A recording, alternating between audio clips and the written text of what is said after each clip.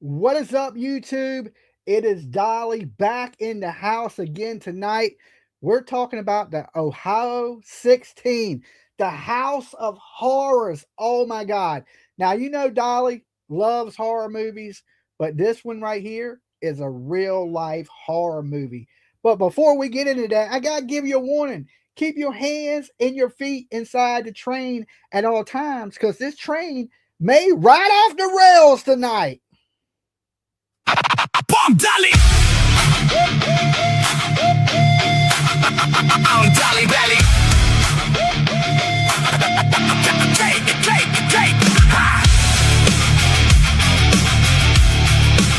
I'm Dolly, baby. Hey.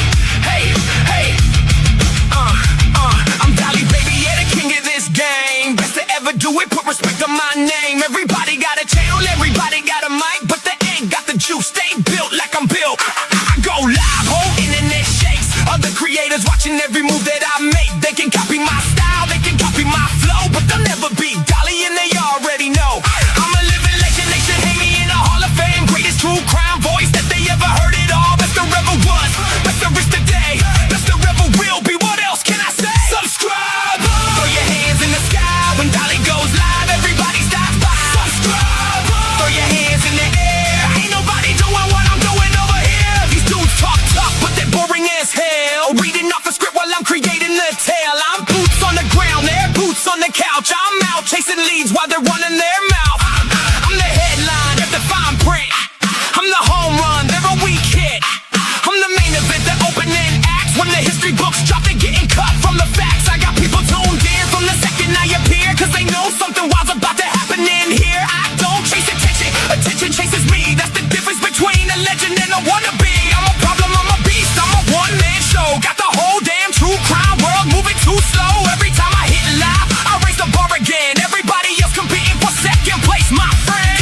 King of the late night, king of the live stream. King of making something out of nothing but a dream. I built this from the dirt, now I'm sitting on the throne. And the funny part is I did it on my own. Throw your hands in the sky if you're rocking with Dolly. Let me hear that battle cry. Subscribe.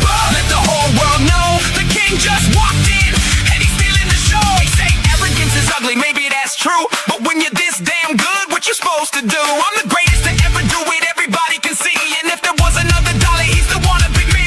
D-O-L-L-Y. Remember the name, live legend forever. Yeah, I'm changing the game. Best there ever was, best there is, best to be. And everybody else is just chasing me.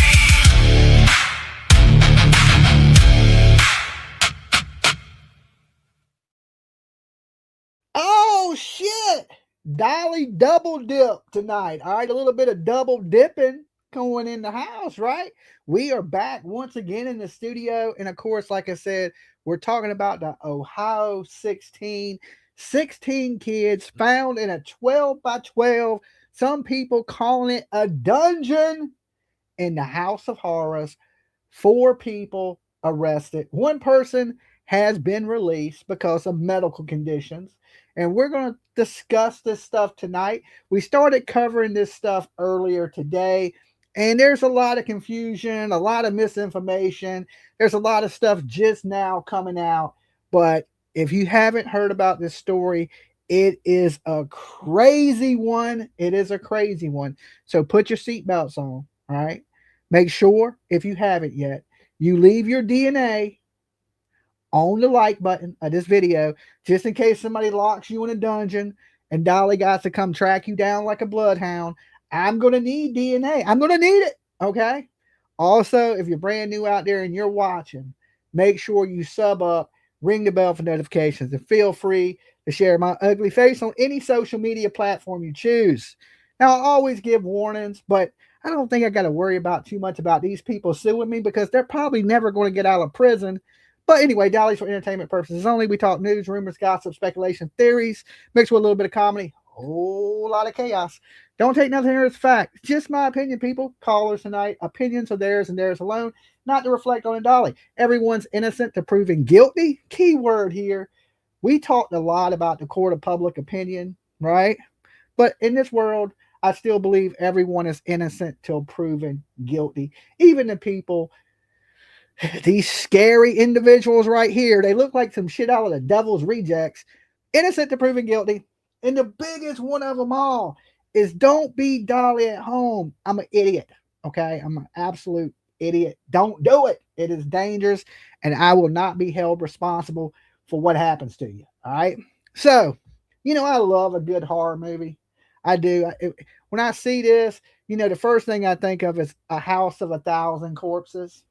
For anybody that's seen that movie, it's a Rob Zombie movie, and it's basically about these people that go out looking to write a book about roadside attractions, and they stumble across this gas station that has a horror museum in it, and it's ran by Captain Spaulding.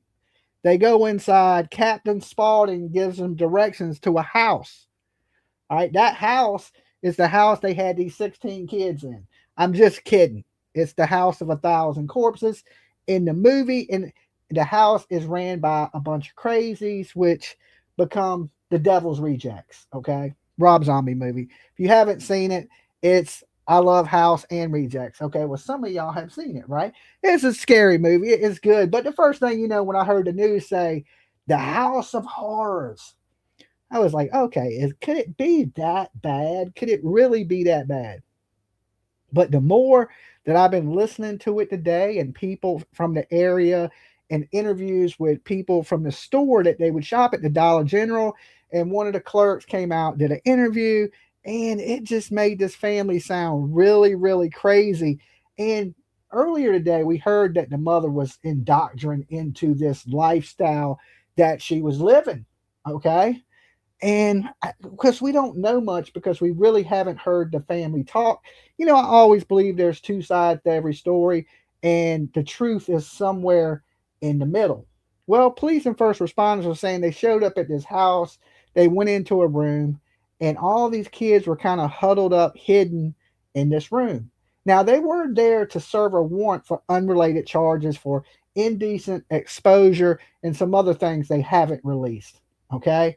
Now, I don't know if this is a case where they knew the police were coming and they tried to hide the kids and they sent them all down into the Don and Candace Wells dungeons. I don't know. Or were they really living this whole time in these conditions? Now, there was a point at some point that people at the store said they had seen them with a small child. So at some point, some of these children had left that room. Now, how long were they staying in this room the whole time? Why were the conditions the way they were? Do these people suffer from any type of mental illness? And we're dealing with people that ain't all the way there. Because if you're out having 16 kids and you don't really have a good job, you're a DoorDash driver. Now, listen, there's nothing wrong with being a DoorDash driver. I mean, it's an honest living.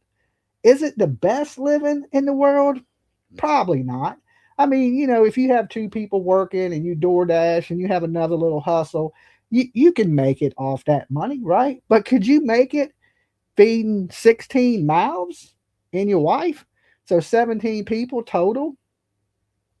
I don't think you could. You would have to DoorDash around the clock more than T-Rev. Okay. I mean, you would have to be really hitting it and getting it to feed that many mouths under a DoorDash job. And just think about how dirty. They said these people were so dirty that when they went into the store, the workers would have to spray air freshener in the store while they were in there, and then air freshener when they left. Not only they were so dirty that the workers at the store took up a fund for them to get them soap, stuff for hygiene, and things like that. And every time they would come in there, they would just be dirty. Okay, just absolutely more than T-Rev. LOL, Dolly. It's a joke, people. It's a joke. Don't get sensitive. All right, Linda. Dolly got some jokes. I'm not here to pick on YouTubers tonight. I'm kind of moving on to other stories because, to be honest, Clint, that the rest of that's going on right now in the Nancy Guthrie case has turned into a clown show of lawsuits and stuff. Who cares about all that? I just want Nancy found. So we're moving on to other stories right now. And I'm not here to pick on other YouTubers, even though I did say the little T-Rab joke. One little T-Rab joke won't kill nobody. But they said that, they had took funds up and gave them hygiene products and stuff like that. and that they never used it, that they would come into the store absolutely filthy. Now they say they had water at the house, and somebody said, "Dolly, just because they have water don't mean the toilets work, don't mean the shower works. They could have water in it and not use it." But there was mixed things that came in. Some people said they had water, some people said they didn't. But according to the media, they checked with the city, and the city is saying they had water at the house. So there's really no reason for these people to be absolutely filthy. Now, listen, in my days, I've known some pretty dirty people. Okay. Um, when I first had my first job, I worked for this old biker guy. All right. And his buddy he had never took a bath. Never. Like, I don't know if he was allergic to water, whatever, but you could smell him from 60 yards away. I mean, you could be two houses over and you could smell this guy. He smelled like straight ass. If somebody was cutting onions, it would it would make your eyes water. He smelled so bad. Right? He looked like a big Viking dude. He was a big biker guy. And he just stunk so bad. Like, it was just like you got near him and you couldn't get the smell off of you. He had a nice house. He had a $50,000 Harley Davidson. He just did not wash his ass at all, ever. Like, never could. If you stuck this dude in some water, the water would run. It was that bad. Like, so some people are just dirty. Okay, they're just dirty. Like, I just got out the shower. I'm still wet, right? I take almost 3 showers a day. Every time I sweat, I take a shower. I cannot stand to be sweaty. I just can't do it, right? I got to be fresh and clean. It's just one of those things I got to be. That's why my water bill is so damn expensive, right? I'm always washing clothes. I'm always taking a shower. Um, or I'm in the pool, so I use a lot of water. But you would really have to dip these people probably in some bleach. And when you're that dirty, it comes with a lot of problems, like, you know, uh, maybe like body lice, scabies, and lice that you get in your hair. Because if you don't bathe, you can't get this stuff off of you. And they when they show pictures of the young lady here on the end, the mother, her hair is super greasy. Now they kept saying they were buying vegetable oil from the Dollar General. Like, they would go in there all the time and buy vegetable oil. Now, some people are alleging that they were feeding the kids vegetable oil, but they were also going to the food pantry. A lot of the pictures we're seeing of the trash that's outside are boxes that they took out the house that came from the food pantry. So at some point they were going to buy Dolly soap. Listen, we need to get these people some Dolly soap if they do let them out of jail, right? We will supply them. Dolly will do it. I'll give them the soap because I've honestly been thinking about it. I looked it up. It's a 7.5 hour drive from my house to their house. Okay. We live 7.5 hours apart with no traffic if you left in the middle of the night. Okay. Daytime, it'd probably be 10 hours, but nighttime, it's a 7.5 hour ride. And I was thinking, do I want to ride there and see this with my own eyes? Right? Do I want to talk to the people around there? Do I want to go? Right? Is my viewers interested in this story from there? Okay. Are you guys interested? Quick question. One, yes. Two, no. Don't give a damn. Right? I mean, myself, because I like to see what the house really looks like. What kind of condition is this house really in? Right now, they have it taped off like it's a crime scene, like somebody got killed there. It's more secure than the Nancy Guthrie house, and nobody died or got kidnapped. Okay, they were taken from the house, 1 and 2. But some of y'all seem pretty interested in what's actually going on in this little village of 200 people. Okay, can you imagine a whole town of 200 people? Everybody has to know each other. Okay, everybody probably knows everybody's business. And when they talk to these people, they all act brand new. Like, oh, we didn't know. Oh, we had no clue. Had nothing. We didn't know nothing was happening. How the hell is that possible in a town of 200 people?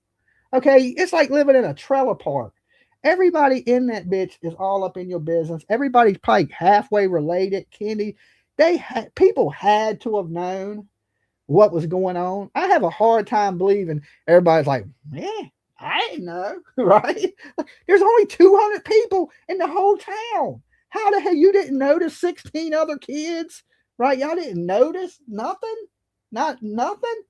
I mean, even the lady at the Dollar General, they thought something was wrong. They truly did. She thought something was wrong. She was like, "We thought something. We feel bad because, we seen them and they were they were saying the husband would lead the wife around by her elbow, like he would hold her elbow and walk through the store with her. And when he would go to check out, he would kiss her 3 times, walk outside, stand there, and wait for her to check out." Right? And PJ looks at me today and goes, "Who does that sound like?" I was like, "That's weird, but I don't walk you around the store by your elbow. I don't do nothing like that. But when we go to the cash register, I usually hand PJ the card, like if we're at the grocery store, and I walk outside and I stand out in front of the store and wait for her to come out. I never stand in line to check out. I don't know what it is. I just don't do it. It I and when she said that sounds like you, right? And I was like, I don't walk you around the store by your elbow. You know what I'm saying? I do. I don't stand when I'll wait in line with her, but when she gets up to the register, I hand her the debit card and I walk outside and I stand at the front door of the store. I've always done that for some reason, just a habit. I don't know. I don't like standing at the cash register making small talk with people because really I don't like people. Okay. Only YouTube people because you're not in my face. In person, I don't like anybody. Okay, I'm really antisocial. But she was like, "Who does that sound like?" I was like, "Yeah, but I don't walk you around the store. I don't tell you not to talk to people. I don't control what you say, where you go, who's your friends, none of that stuff. I'm not a controlling person like that. I'm just not like I don't like to stand there and look at the cashier and try to make small talk with some fucking stranger. I don't do it. But they said that that's what the guy would do. And but the weird thing was he would walk her around the store and hold her elbow. So I'm thinking, do these people have some mental health problems? So I went back and I watched the arraignment, right, to see, when they pled what they would plead. It was an innocent, guilty, no contest. And the judge was talking to him. And when the man spoke, I swear to God, I don't know what language it was, but if it had to be, he spoke LD, okay, learning disability. He spoke. I don't want to say nothing mean, really, and be hateful, because I don't think this is about where you're from. I think this dude is a little on the slow side. I don't think he's mentally. He's not all there. Okay, he's not the sharpest knife in the drawer, is what I would say. And when he spoke, it was like, and I was like, what the hell did he say? And then the judge goes, okay, I'll put in a not guilty plea for you. And I was thinking to myself, how the F did this judge just understood what he said? Listen, I speak Kentucky, deep Tennessee, I speak Alabama, West Virginia, everything. And I could not for the life of me. I listened to it 3 times in the car with the radio blaring with it going through the Bluetooth. I could not make out what this man said at all. It just sounded like he had a mouthful of marble. And I was like, what the hell did he? But apparently the judge understood it. Whatever he said meant not guilty. Okay. And to myself, he was making these weird faces. Roll Tide, right? He was making like weird faces. And then, of course, his dad's over there. One eye is totally looking over here, right? Like, I don't know if he had another case in another room, but one of his eyes was like, I mean, you see it in the picture right here. Look at this picture of this dude. See, his eye was like over here, right? I don't know what there was another judge that we didn't see, but he was looking at the judge with one eye, and this eye was off in, I don't know what the hell he was looking at. And I'm thinking, okay, there's some mental illness in this family. Okay. And people are referring to them as hills have eyes and wrong turn and shit, right? I was just like, damn, that would be It is kind of like rolling up on the devil's rejects, right? It's kind of like rolling up on devil's rejects. Could you imagine spending a night in that house? They said, there was human waste all through the house, that there was roaches everywhere. Now we don't know because we haven't been able to really see the inside of the house. Now, their lawyer is claiming that that stuff is not true. But of course, they're going to have to show pictures in in court, and all four of them said they didn't want a pretrial, right? Which preliminary hearing. They waived their right to a preliminary hearing. So that means it'll have to go up to the grand jury. The grand jury will send down indictments for these people. Now, the old man, which gets crazy, he took a little fall into jail. Okay. They said they were transporting him. He fell, and that his medical diagnosis is so severe that if they keep him in jail, his medical bills will bankrupt the whole town. Okay. Now we're talking about a town that has 200 people. We're not talking about, there's thousands of people here where I live. I don't know. There's probably, I would say, 1 million people in the Tidewater area where I live. I couldn't imagine living somewhere that there's 200 people. Everybody knows each other, but it would bankrupt the whole place. So they decided, hey, we're going to let you out of jail so you can go to the hospital on your own, because if we take you to the hospital, we can't afford it. Okay. I've never in the history of any crime that's ever committed on true crime in the last 6 years that I've been covering true crime ever heard about anybody getting out of jail because they couldn't afford to pay his medical bills. All right. So if he walks himself in there, he's liable for his own medical bills. If they walk him in there, they're reliable for his medical bills. So they said, let's let him go. Okay. So right now he's in a neighboring county in the hospital because I guess the little town they got ain't equipped to take care of this old ass dude's medical needs, which is bizarre. The mother over here on the end, she's pregnant. Okay. She's pregnant. How many babies can one person have? Right. So, right before I went live, I was talking to my daughter. I have one child. She's spoiled rotten. Okay. And she was just talking about, she made some oodles and noodles and it set off her fire alarm, and how life is terrible, right? Because she had to get up there and cut the fire alarm off. And she's like, well, what are you doing, Dad? I was like, well, I'm going over the story of these 16 kids that were locked in a room.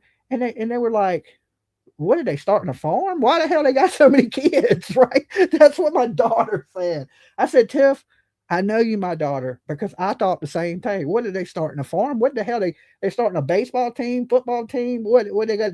What is going on that they have so many kids? So I started breaking it down to Tiff about my daughter, about that she had all these twins, and she was just like, wow, that is crazy. They were all locked in a room, and I was like, yeah, and these are really bad conditions of what's going on there. And she asked me, are you going there? I think she knows her dad. When I get interested in shit, I like to see it for myself. I really do. I don't like to talk about something and not know the details of it. So I tend to go to these places. It's just a little bit of a ride. And Conor McGregor fights this weekend, and I kind of don't want to miss the fight. Um, but I would like to take a look at the house before they do anything to the house, because, like I said, there's two sides to every story. Okay. And are these people really getting a bum rap, or is this really something bad? The kids that had medical conditions, are these medical conditions because they were in a bad environment, or are these pre-existing medical conditions? That we don't quite know, right? A lot of people, experts, believe that these 17 charges are only the beginning of the charges that these people are going to be hit with. There was another case similar to this where there was 13 children, and those people, for the abuse of the 13 kids, but these kids were chained up and abused, And the bad thing about this was they were sent to a foster home and they were abused worse in the foster home than they were by their parents that kept them chained up. I'm thinking, what the hell? Right? You think this story's bad? Oh, this story was even worse. And I was like, you get rescued, right? Imagine that you in a dungeon, you see somebody come in, they're like, "We're here to save you," and you're like, "Oh!" You hear the holy noise go off, right? And it's like, "Oh, yay, we're free, right, of our chains and bondage, right?" And then they send you to a foster home where the people beat the shit out of you and SA you. Could you imagine that? Imagine you're already messed up from your family chaining you in the basement and feeding you bread and water. And then, I mean, kids were severely malnourished, even worse than what they're seeing here in this house of horrors. And like I said, they were sent to a foster home, and there are so many nightmare stories about foster care that it gets a little scary, right? Because we know these are 16 kids. They're not going to be able to keep all these kids together. They're going to have to split the family up. And there's kids that are 11, 13, 14, 15, 17. So can you imagine that at 17, they almost need to let you just go on your own. But apparently, some of these kids don't know how to read or write their own name. They're saying the 18-year-old child there, right? Which one charge will be dropped against these people, okay? Because one child is 18. I believe that is Chloe. I don't want to put the kids' names out there, but she has social media. She has all these things. Um, they're going to drop the charges against her because she's technically 18. So you can't abuse an 18-year-old. I mean, I guess you could, but I don't think it falls under the child abuse laws because she could have just left. But they got charged because her condition is she's slow and she has the mentality of a child, which is what do you if you put this 18-year-old girl on the street and she can't read or write or defend for herself, it's like you're throwing her to the wolves, even though she was with wolves. You were being raised by wolves, right? So it's one of these heartbreaking situations because really they act like they care the system until you age out. Once you're 18, you're on your own. They may send you to a halfway house or somewhere, but you got kids that are 16, 17, 18 years old. What family takes a child, if these childs are feral, like wild animals, like they're saying they are, what family is going to want them children in their house? So a lot of these kids may end up going to orphanages until they're 18, and then they're put out on the street to be homeless. I mean, it's sad what happens. They'll take care of you till you're 18. They'll pay the people that take care of you. They'll give them a check every month. That's why all these monsters want to be foster parents because they get paid to be foster parents. And once you're in the system, and then of course they don't give two shits about you. You're just a check to these people so they can make their car payments. We've seen about the Owen and Orson West, the Cow City Boys, for any of you guys that follow true crime, the nightmare that happened to these kids when they were put in foster care. Now, I'm sure everybody thinks like foster care got to be better than this, but that ain't always the case. Okay, so um, this this story's gaining a lot of traction. Even Miss Ashley Banfield covered it tonight, and like, we're going to take a little look at her video because I explain stuff pretty good, but I think Ashley has a lot of inside sources and with law enforcement and the police department and the FBI to where she would know inside stuff that, of course, we have no way of knowing. So I'm going to jump over to this video with you guys. We're going to do a little review of this video. We're going to take some calls on the story. We're going to go over the latest news in it. And I don't know. You never know. Dolly might pop up in Ohio um, to take a firsthand look, take you guys to the scene and let's see for ourselves what the hell is going on. Okay.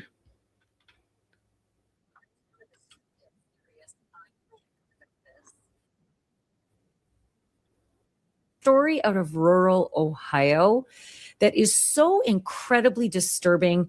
I don't really know where to begin with this because investigators, I am sure. Now, if y'all want to see me in Ohio covering this case live for you guys, we do have a Gibson Go that you guys can hit up.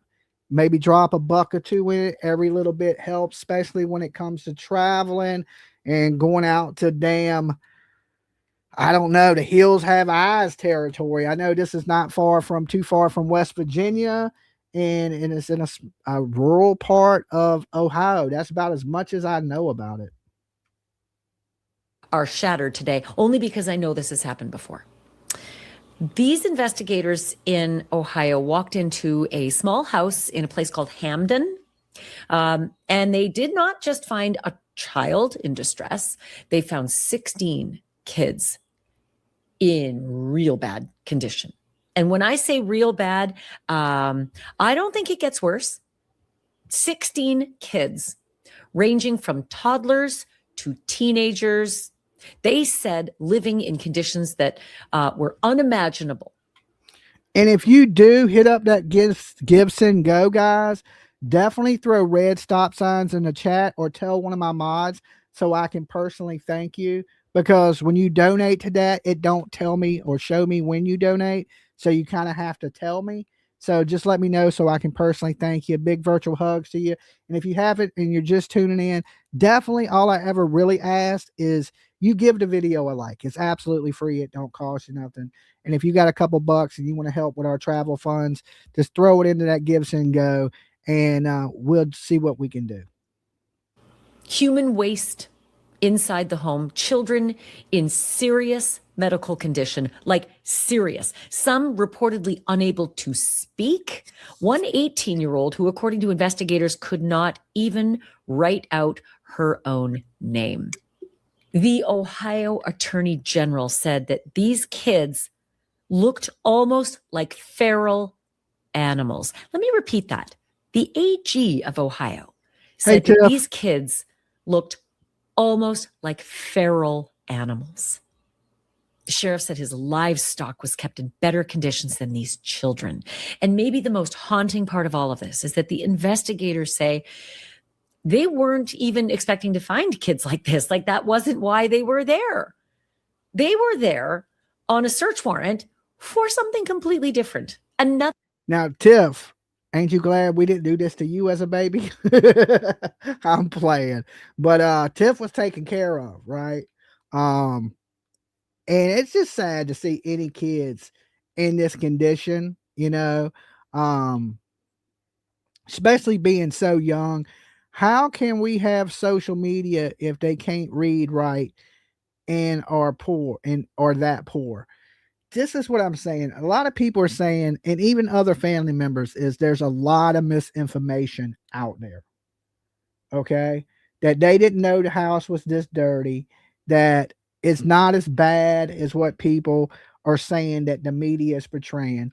And I do want to say this. The media is going to give you these titles like the House of Horror.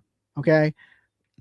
When I think the House of Horror, I think people were brutally killed and chopped up. And I think Ed Gein, I think the Texas Chainsaw Massacre, I think House of a Thousand Corpses. I think differently when I hear House of Horrors.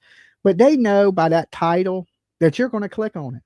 You're going to want to watch the House of Horrors. But really, it was just some old people and two people that are not rap tight that had a shit ton of kids. Is it horrible? This is horrible. It's definitely horrible. Is it a house of horrors?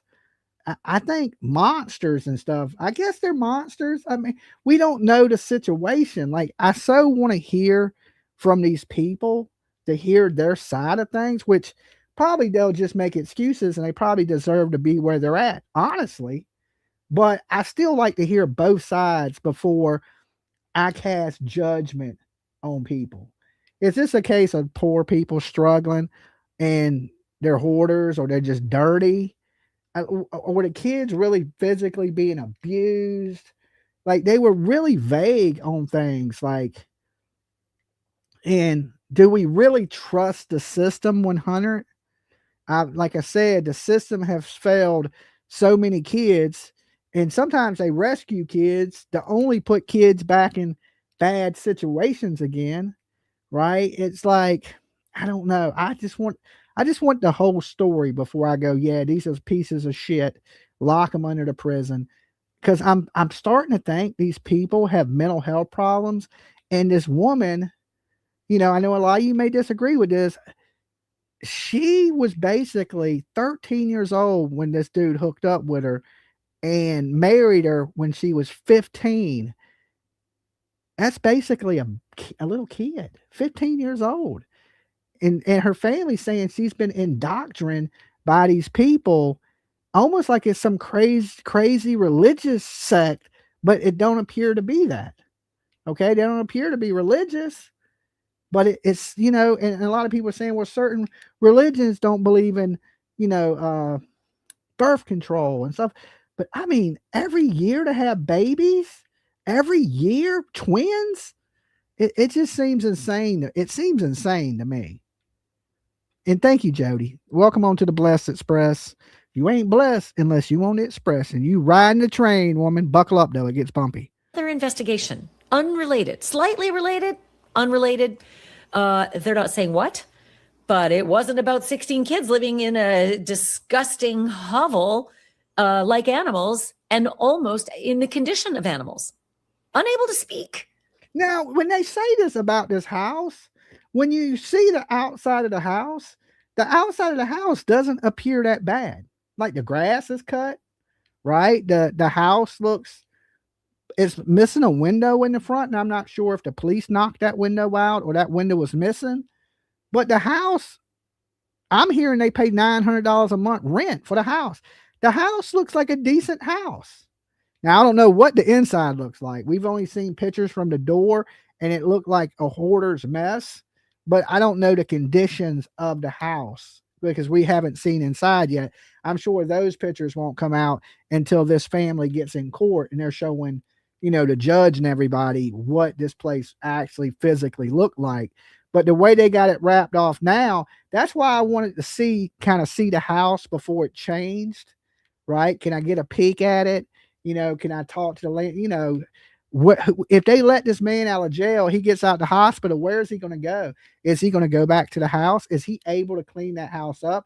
If that house is so bad, can he go back to that house? If the house is bad as they're saying it, are they going to condemn the house? Because all these questions have to be answered. Like the woman's trying to get out right now saying she's pregnant and she's not a flight risk and she just wants to see her kids.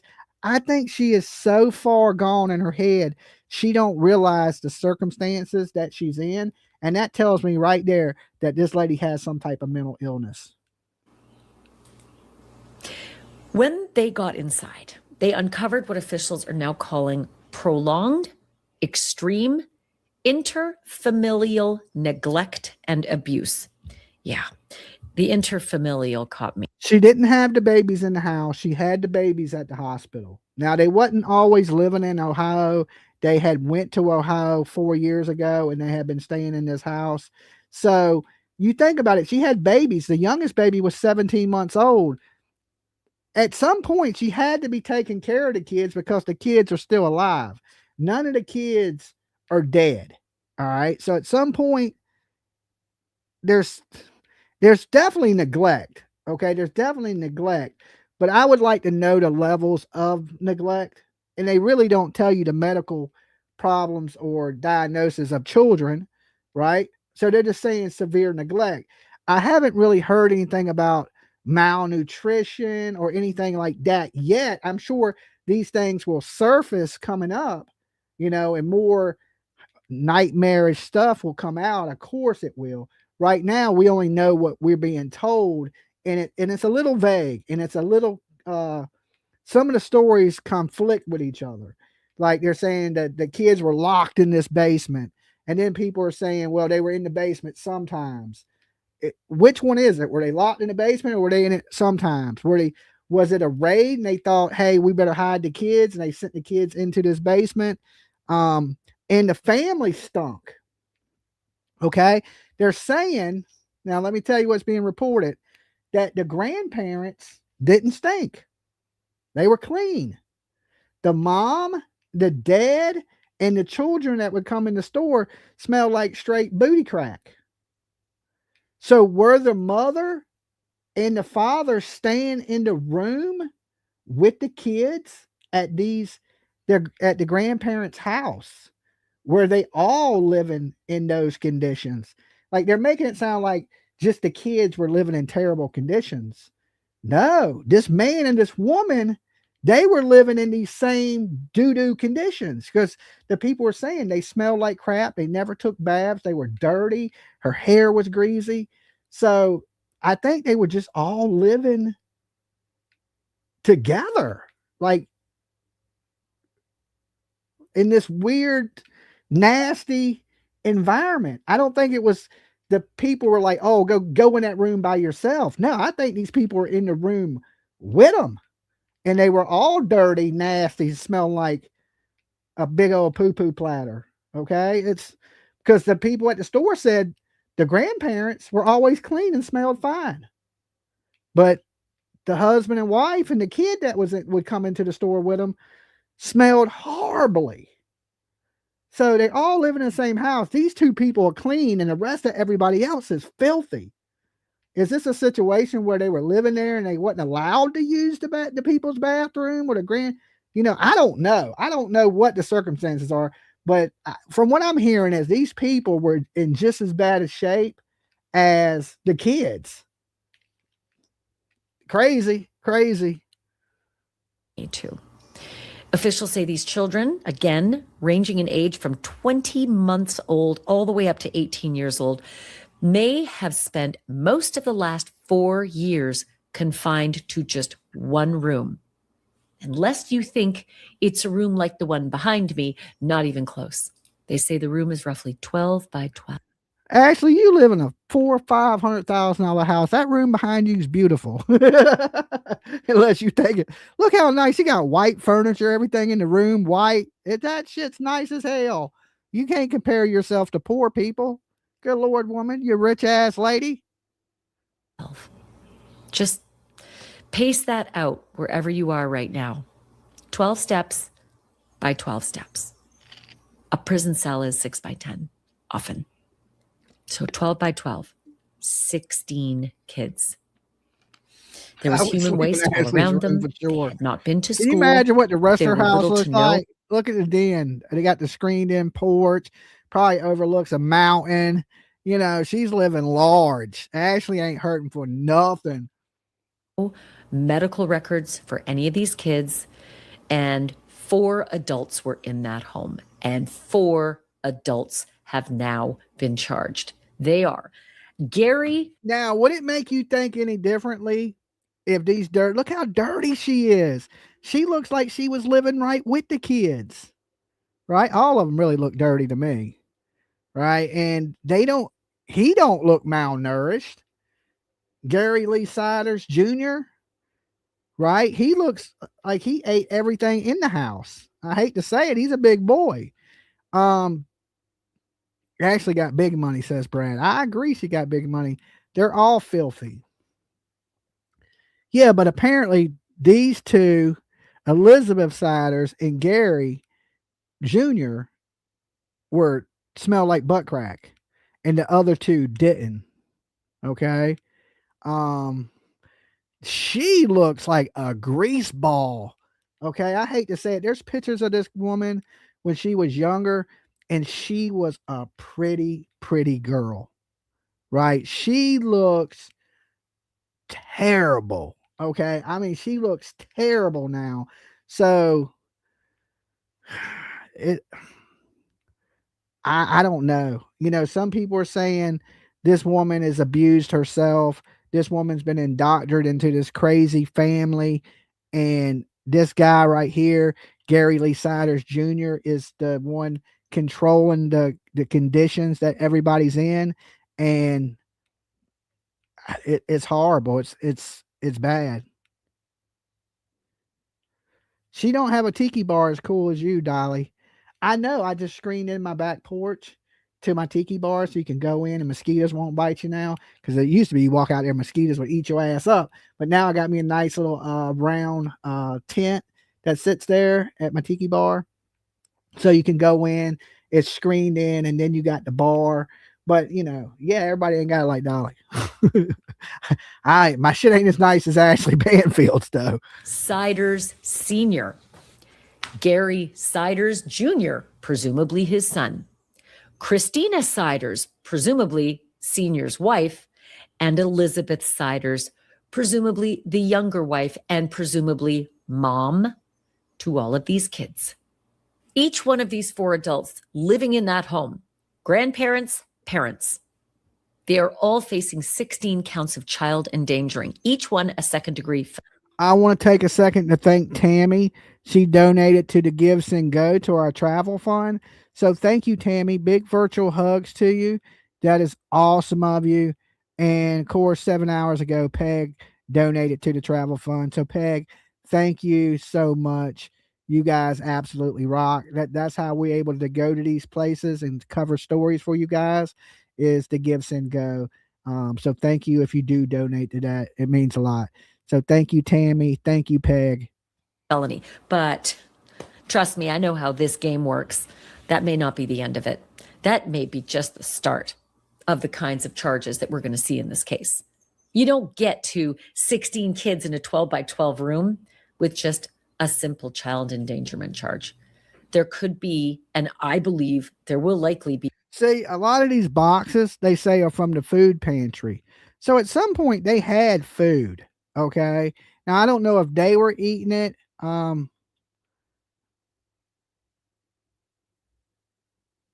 And they were just feeding the kids nothing and treating the kids bad. But if you look, the grass is cut, the yard is clean, the cat or dog has food, the house looks pretty decent for a country home. But the inside we don't know. Like I said, if you're a hoarder or just a dirty person that don't clean up, then of course conditions can get bad really quick. So much more to this and so many more charges to come. You sure they got food stamps, but these people kind of lived off the grid. There's not very many medical records for them. They don't have criminal records. Okay, we searched all that. PJ, is a private investigator, so we went in on everybody. We checked everybody. When you give an interview, we find out about you. We find out who you are, where you connect, all that. PJ is on it. She don't miss a beat. And first thing we do is start pulling your criminal records, right? And the people in the house, they're not criminals. They don't appear to have any history of thievery or lying, cheating, stealing, nothing, right? You would think they would. Drugs, no drug convictions, no nothing. It's almost like they didn't exist. They were off-grid people. They've been there for 4 years. I don't even know if they got assistance for the kids. They're alleging they didn't know the kids were there. Okay, if you're getting assistance for the kids, of course social services would know the kids were there. They're acting like they had no fucking clue. Right? So did they get assistance? Is this something where, we hear, well, people have all these kids so they can get all these benefits? And let me tell you this, benefits, if you have 10 kids and they give you $1,000 in food stamps, it's going to cost you $2,000 to raise the kids. Okay, it ain't even worth it, like people say. So I don't know why they were having these kids. It don't sound like they were having kids to get state benefits. They were hitting the food bank. Yeah, they were going to pantries and stuff like that, churches to get food. So of course they're poor. We can come to the conclusion that these are poor people. But just because you're poor don't mean you got to be filthy animals. You can be poor and not be filthy. Even if you got to go stand outside in the rain to take a bath, to wash your ass. Okay. Apparently people were using the bathroom outside the house. That's what got the police here. That the Gary Jr. was, I guess, urinating in the yard, using the bathroom. And a lady and her daughter had been walking by and seen it, and I guess reported it to the police because he had done it multiple days, and they live in the neighborhood, and I guess the neighbors were a little upset about people peeing in the yard, and they hadn't to witness it, and they called the law. The law shows up on a lewd, civious act of, because the guy's outside, they think he's a perv. They show up, they search the house on unrelated warrants, and these kids are in a room huddled up together. Crazy, crazy situation. But let's go back to where all of this began, where the investigation began, where the story began. I'm about to interview the lead detective from the Riverside County Sheriff's Department who responded to the case of the 13 Turpin children who were rescued from their home in They should have had a P tent. Okay. The damn P tents. These are the Turpin children. These were the kids that I was talking about earlier that were rescued, and then they put them in a foster home, and then they were abused and sexually essayed and in the foster home. Okay. That's a horrible story too. And this stuff happens a lot, guys, more than you think it does. Conditions that were remarkably similar. In some cases worse, in some cases different. There were chains involved in the Turpin kids case. They were woefully underweight. I mean, beyond a medical emergency underweight. And this lead detective was the first one to see these kids upon their rescue, and then led the case on their second rescue after the foster system abused them as well. The home that they were put into, some of them were abused even worse than when they were abused by their parents, Louise and David Turpin, who are serving life sentences. He should serve a life sentence for that haircut right there. I ain't lying. Can you imagine a grown-ass man having a haircut like that? He looks like one of the Beatles. Okay? I mean, Lord, you should get life, not for abusing your kid, but for having that shitty-ass haircut. Like, who told this man, hey, like, you going to look cool as hell with this haircut right here? That is, oh my God, right? Foster parents, many of them are after the money. The landlord of their house is dead. Yes, the house is in a trust. And I don't think the people knew. Sonny Bono, right? Everybody got jokes tonight. Agree, that haircut is wild, right? I'll give anybody right now $100 if they will cut their hair just like this, okay? Anybody want to take that dare? I'll cash app it right to you, but you got to cut it live. Okay, you got to cut your hair live. Who needs that hundo? Okay, who needs that hundo? That lead detective is going to join me on the podcast today, and don't miss it because Detective Thomas Salisbury, that guy has seen some things and he knows some things and he has some thoughts about what's about to happen in Ohio and what's in store for those kids as well. So that's coming up in just a moment. So I can take you to Tuesday morning, June 30th. I mean, they're showing these pictures of trash, but it don't look that bad, right? I want to see why they showing outside of the house. That ain't, the kids didn't live outside. Show us the conditions of what the kids were living in. That's what I want to see. Who cares about some trash in the front yard? Okay, but it looks like they threw that trash from the house into the front yard so they could get into the house. But I want to see the conditions of the house. Show me the room they were living in. Show me the bathroom. Show me if there's running water. Show me if there's electricity or if there's food in the house. Your basic necessities. Are those things in the house? Did they have a dog that was using the bathroom all over the house? Is it a case where these is human crap? They're saying it's human, but do they have animals that it could be from animals? Or are these kids pooping on the floor or on themselves and it's running onto the floor? I mean, we need more information. Yeah, Elizabeth Sider is pregnant again. Yes, that is true. Absolutely. About 10 o'clock in the morning, law enforcement officers show up at this home in Hamden, Ohio. They're there to execute a search warrant, right? The officials described the search warrant as something pertaining to an ongoing investigation involving allegations of domestic abuse and child neglect, but not this, right? It was some Well, if it's domestic abuse, it has to be abuse against Elizabeth Sider, the wife, right? So if there's some domestic abuse going on, this lady was a prisoner too. She's being abused like the kids. I I maybe I'm being too lenient on the woman, but I think she was married as a child. This dude is a weirdo, and maybe she is a prisoner herself, and there's nothing she can do about the conditions because she's being controlled by a man. I don't know. Just a thought. When I open the phone lines, you can tell me what you think about that. Is this a victim, or is this a person that knew better and should be in prison? thing unrelated, slightly related. It's a little foggy. And guys, if you're watching this video and you're just tuning in, I need a favor from you. I need you to like the video, guys. Y'all been not liking the videos lately. Algorithm don't like my face, so I'm going to need you guys to help with that.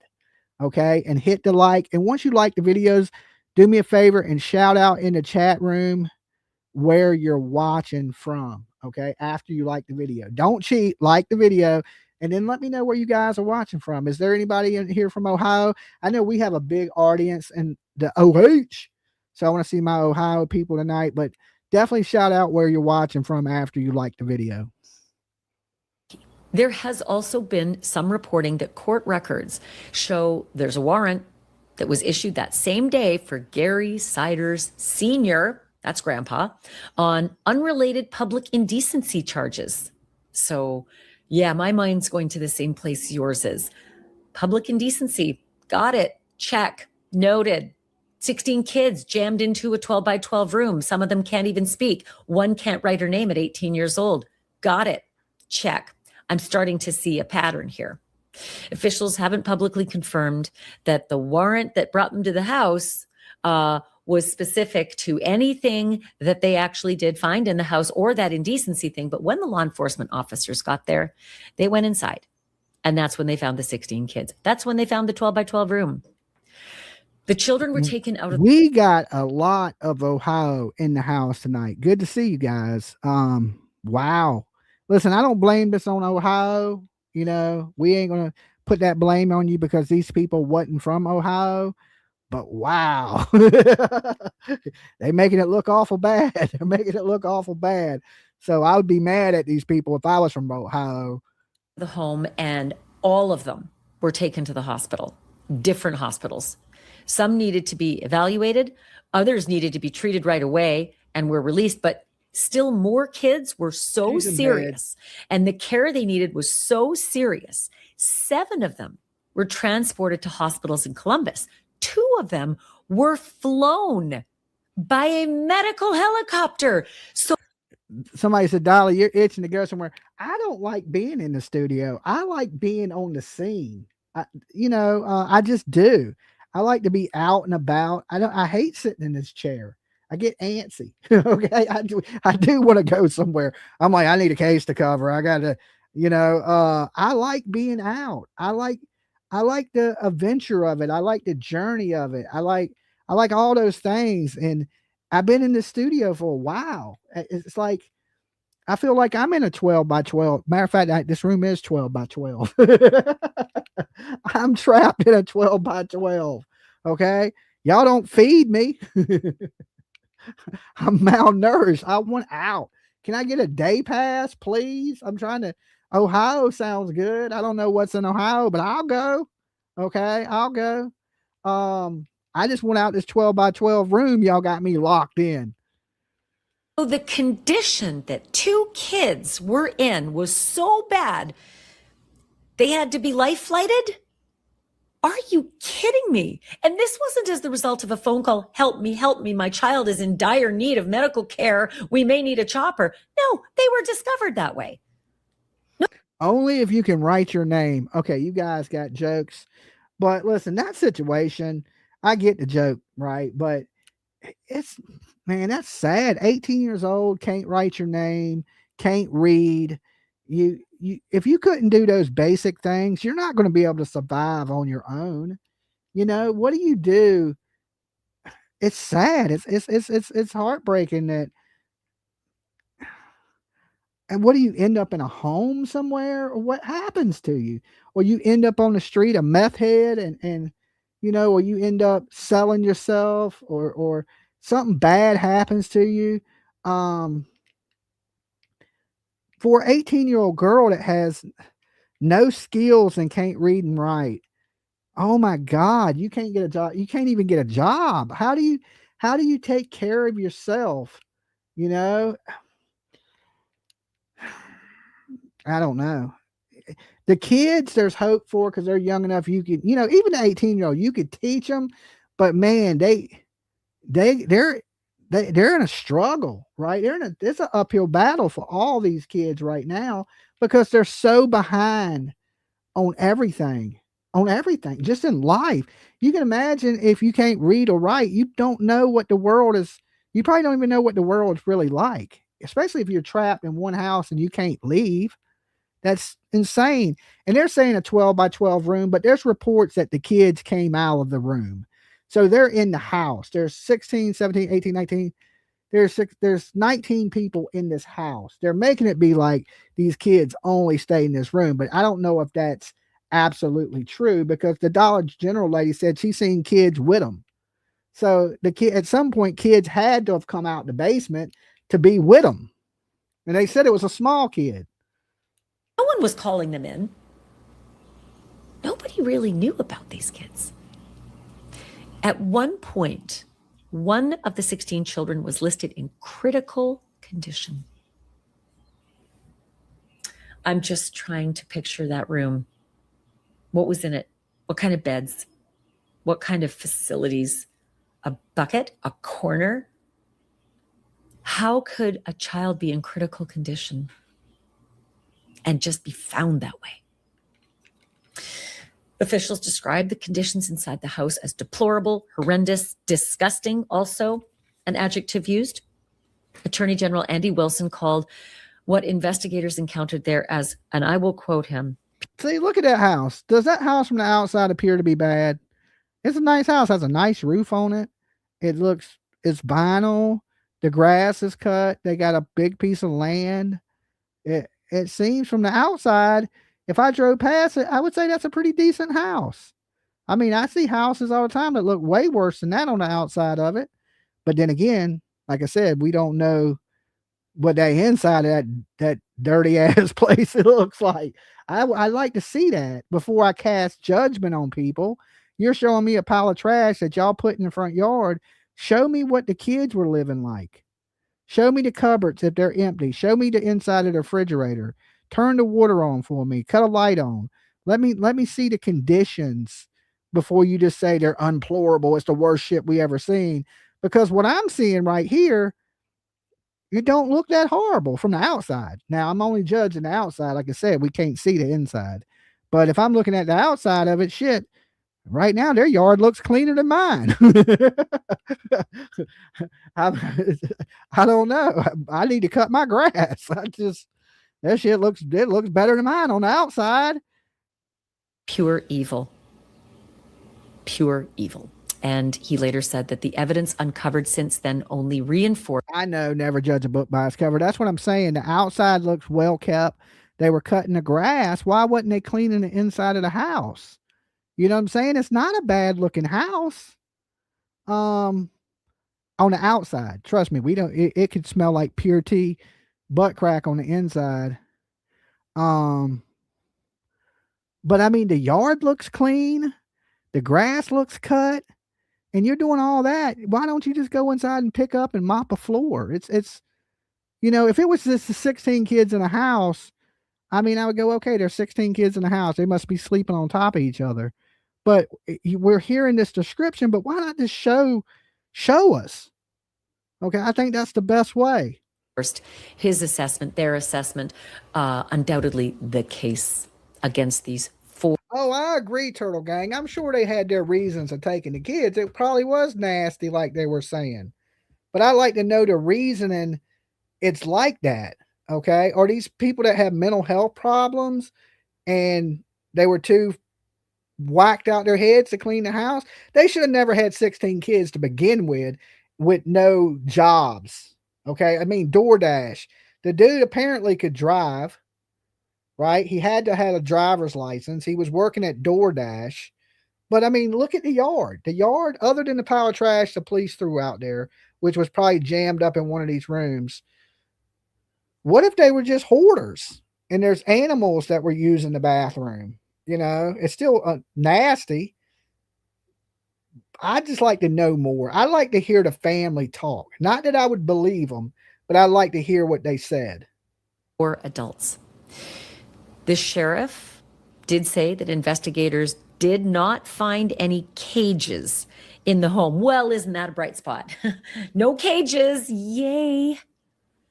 But he also said this was the kind Damn.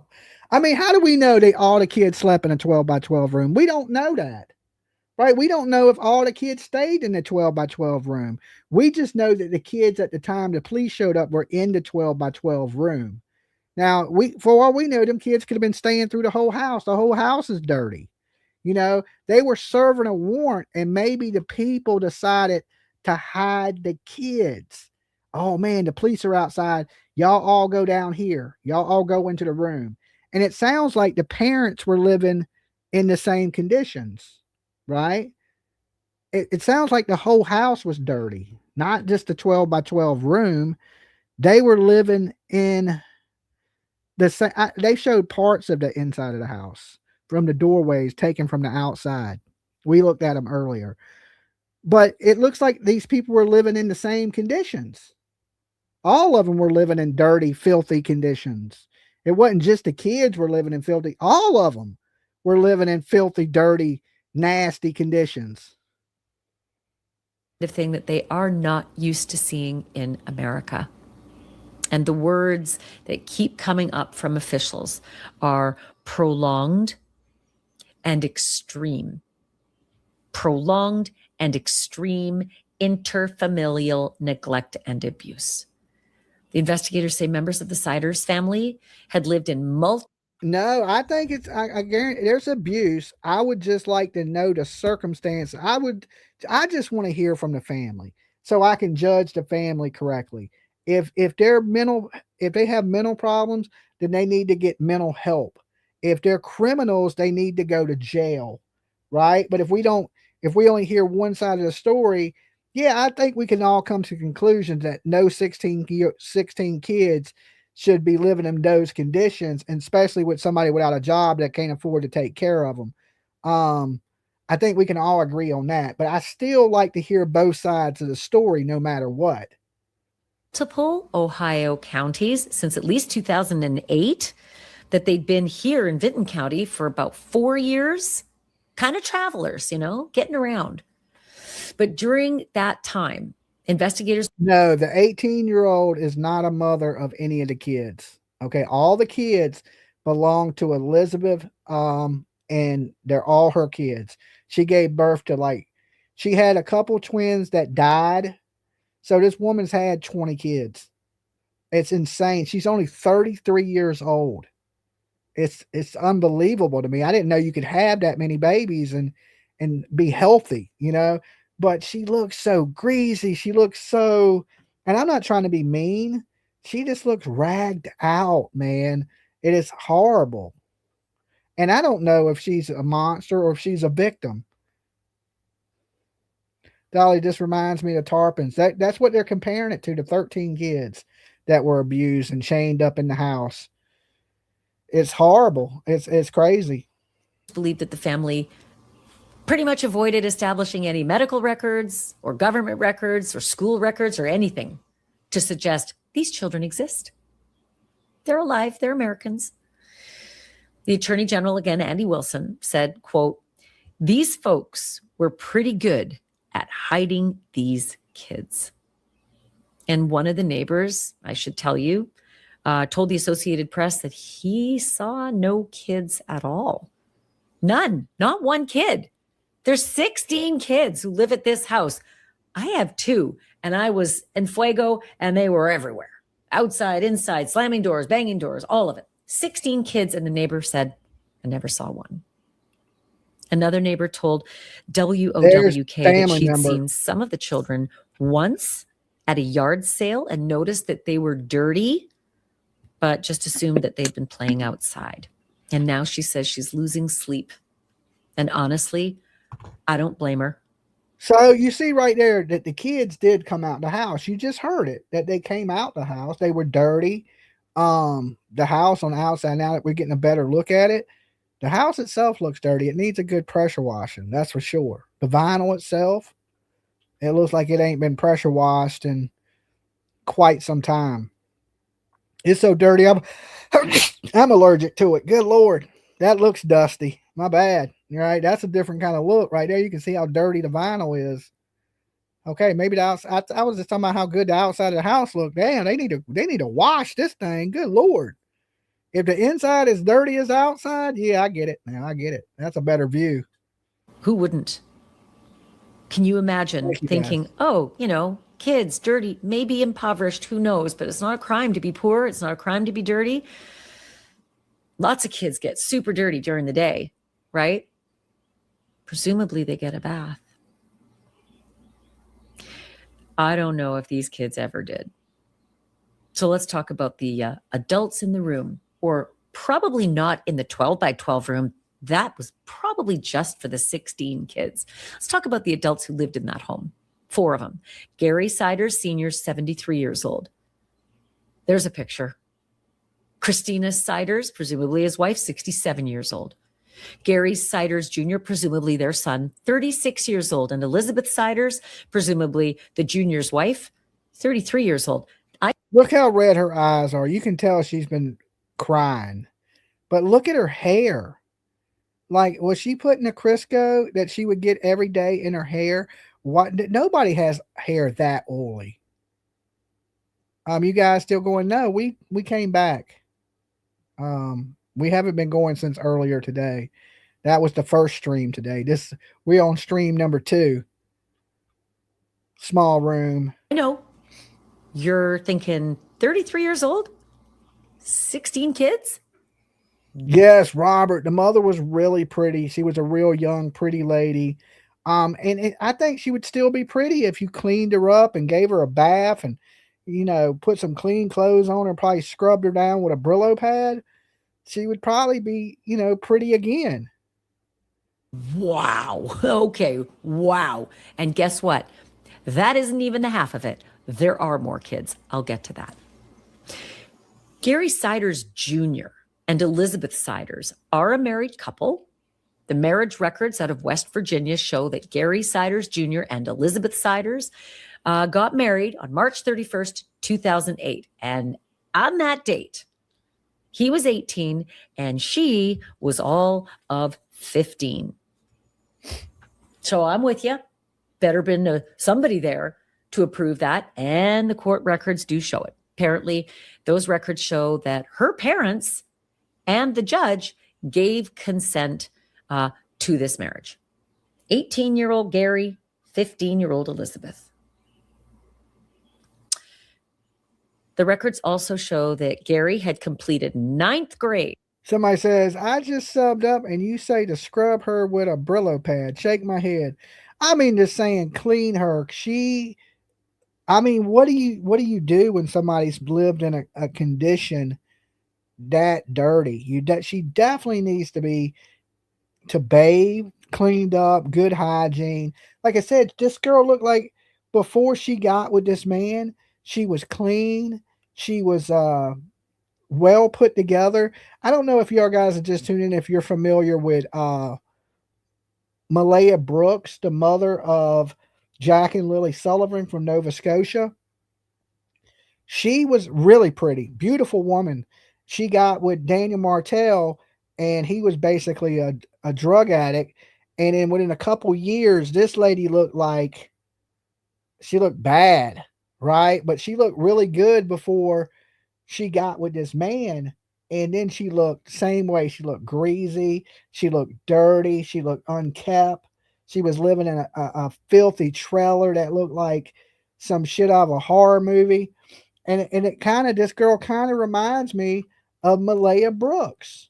It's a little bit of joking in the Brillo pad thing, but she definitely needs to be cleaned up. Okay. Like even in that mugshot.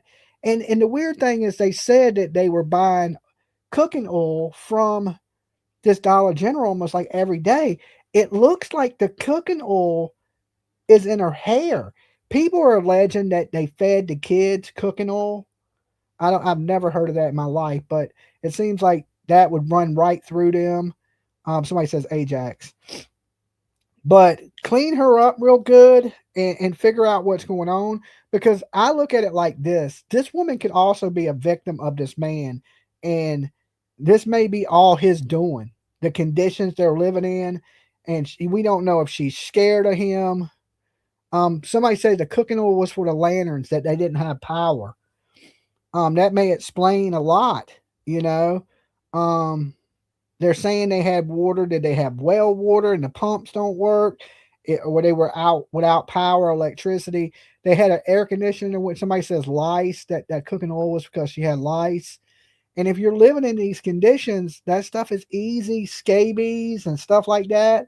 I've never heard of cooking oil for lice, but some people say mayonnaise, and mayonnaise is really heavy in vegetable oil, and people put mayonnaise in their hair for lice. So maybe you can just put cooking oil in your hair for lice if you can't afford like the Raid stuff, you know, and I don't know, it's horrible. And Elizabeth had completed 8th grade.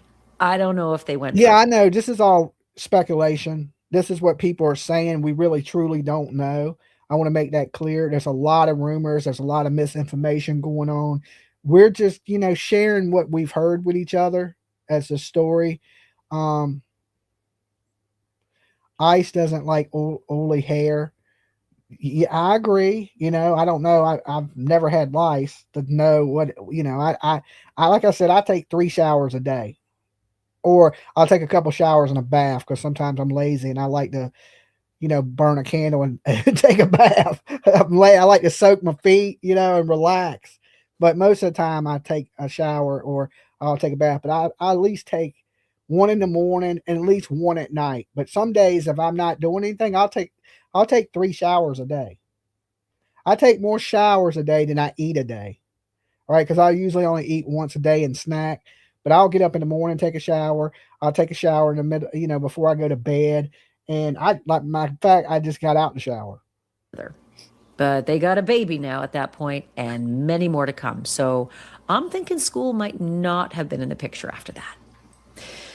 Now authorities, look, they haven't publicly confirmed whether all of these children found in the home are siblings or all from this younger couple, or God forbid, a mix of grandpa and the generations, or grandma and the generation. I don't know. They also, yeah, they could use some Dolly soap. Okay, I'm in the process of this weekend possibly making some new soaps. So be looking out on Monday for everybody that's been like, Dolly, I ain't seen much soap on your site. We sold out of almost everything. Dolly soap is like, it goes fast. Okay, so I make the best soaps, lotion, body washes in the world. If I knew they were living in these types of conditions, I would have sent them a Dolly pack of soaps, lotions, body washes, scent rollers, body spray. Me and PJ make all kinds of stuff, right? And as far as cleaning supplies for your cracks and flaps, right? And yeah, I would definitely give it to them. You know, I'll be like, here you go. You know, if you need it that bad, you know, I don't mind sending it to you. also have not stated how each of the 16 kids is related. Who's mom, who's dad?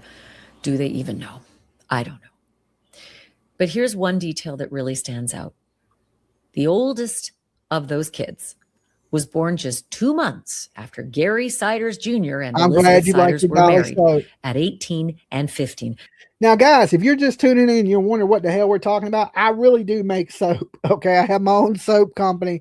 I make homemade soaps, lotions, body washes. You can go check them out at buydollysoap.com. We have t-shirts, hats, hoodies, pins. We make all kinds of stuff, right? So you name it, we got it. You can check it all out. Buydollysoap.com. Right there. Sage just posted it. Go check out our store. We're almost sold out of everything, though. We're about to restock everything this weekend. I'm going to be making new soaps and new lotions.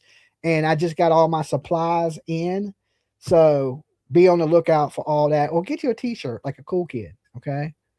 So I am starting to put the math out here and put the pieces together. A 15-year-old No girl is GoFundMe pregnant for the with her kids. 18-year-old boyfriend, and at 8 months pregnant, the parents said, "You're getting married," or they said, "We want to get married." Whatever it was, parents were there to convince a judge this is a good idea. Who knows what it looked like back then? I Play can't my cast commercial. aspersions on anyone back then. Who knows? Wouldn't be my choice. You're a kid at 15, a baby. That's You're what a I kid at said. 18. Certainly, they both can't even order a beer, but they can have a child, and apparently many more. The criminal complaint lists Haven't checked the P.O. children's box yet. ages. And, pour a drink. It's going to take a while to get through this. 18, 16, 15, 14, 13. Now we get a year break. 11, another year break. 9, 8, another year break. 6, 5, and twins who are 4, and twins who are 20 months old. Jesus. That's a kid almost every year since you're 15, and a couple sets of twins.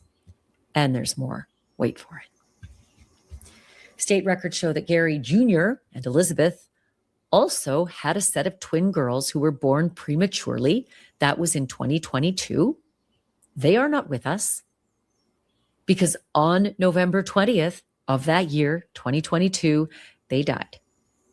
Their names were Bailey Lee Siders and Faith Lee Siders. And according to their death records, they were extremely premature, estimated at about 24 weeks gestation. And here's another detail, as if this wasn't the most explosive story. This one I didn't see coming. They were conjoined twins, born conjoined twins.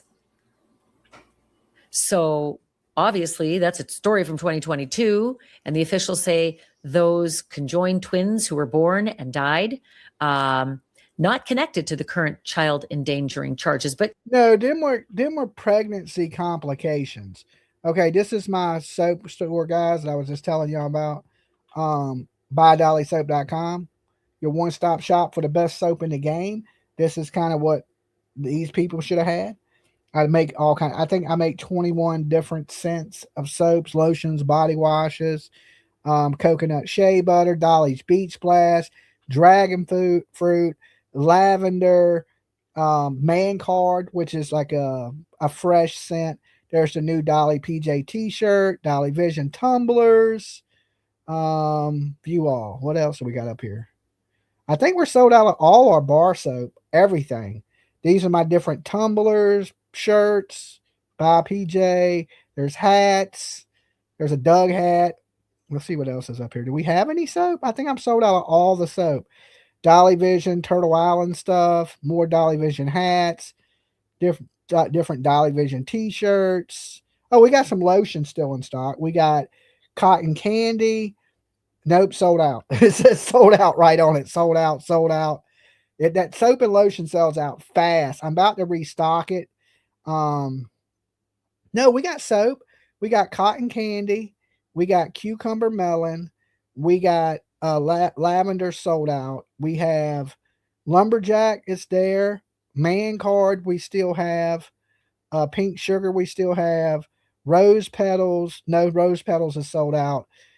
Strawberry champagne is sold out. Tobacco is sold out. We have turtle spell. We have coconut. We have coffees and cream. And that's all the soap we have. We have our mystery boxes, soap holders, t-shirts, more t-shirts. Where's the baby? Dolly Vision, stickers, more shirts, hoodies. Oh, these are our scent rollers for all you ladies that want to smell pretty. We have pink sugar still in stock. These are all the different ink pens that PJ makes. And these are trackers, okay, that we sell for your kids and things like that. So you can put them on them. So if they go missing, that way we can stop covering missing kids cases. Just put a GPS tracker on your child and you'll be able to find them. All right. Of course, there's a tiara that PJ sells and It Wasn't Me Dolly t-shirt. Okay, I thought I'd fill y'all in on that. But go check it out, buydollysoap.com. It keeps the channel alive and kicking, and us bringing you good content. All right. But, wait for it, because who knows what the circumstances were I have 4 Total years Island ago. t-shirts. You have conjoined twins and a boatload of others. I think if you use promo code Wash Your Flaps, I think it's either 10 or 15% off. And there was I think it was Dolly's Dragon was the other code, all capitals, and it was 50% off. Who knows what the circumstances were? Probably real hard to prove, but maybe some of the kids might have a story to tell about what was going on when Elizabeth was pregnant with those kids, those conjoined twins. So put the number now to 18, likely, that Elizabeth Siders gave birth to. 18 since the age of 15, and she is 33. So those gaps that I mentioned in the years of the kids, there's at least 2 gaps of a year. Yeah, could have been. It's not a fake background. That's her background. I think she always films her videos at a certain time of the day. But I'm definitely pretty sure that's not a fake background. One of those. That could have been the year of the conjoined twins. And officials are now saying that this whole conjoined twins piece adds another layer to the family history. And investigators are combing through this as well. So, watch this space. Stay tuned. Will there be something else associated with the 2022 conjoined twins who didn't make it past 24 weeks? The 4 adults appeared in Vinton County Court on July 1st. Each of them, I said before, facing 16 counts of endangering children, and each of those counts carries a potential prison sentence of between 2 and 12 years. But honest to Jesus, I just can't see it staying there. No, I can't see a charge staying at just that. And I say just that, it's still a felony, but endangering children, that's it? Wait till the kids can talk if they can. Wait till they tell their stories if they can. Wait till they give their evidence, because they know some things. And my suspicion is, wait for it. Superseding indictments. The proverbial fucking book that will be thrown at these It will come. people. All 4 of these people pleaded not guilty. And officials have said that, guess what? More charges could be coming. Investigation's still active. So yeah, I'm with them. People ask, what was with all the boxes? The boxes were food that they got from the pantry. So they were going to food banks and food pantries to get food because they're poor. So it did look like they were eating. I mean, I don't know. We'll know more when we hear from them. Their lawyer was speaking out today, and I would almost like to get a hold of the lawyer myself and ask him, will he come up here and speak with us and tell us a little more about the family? We're going to do some reaching out.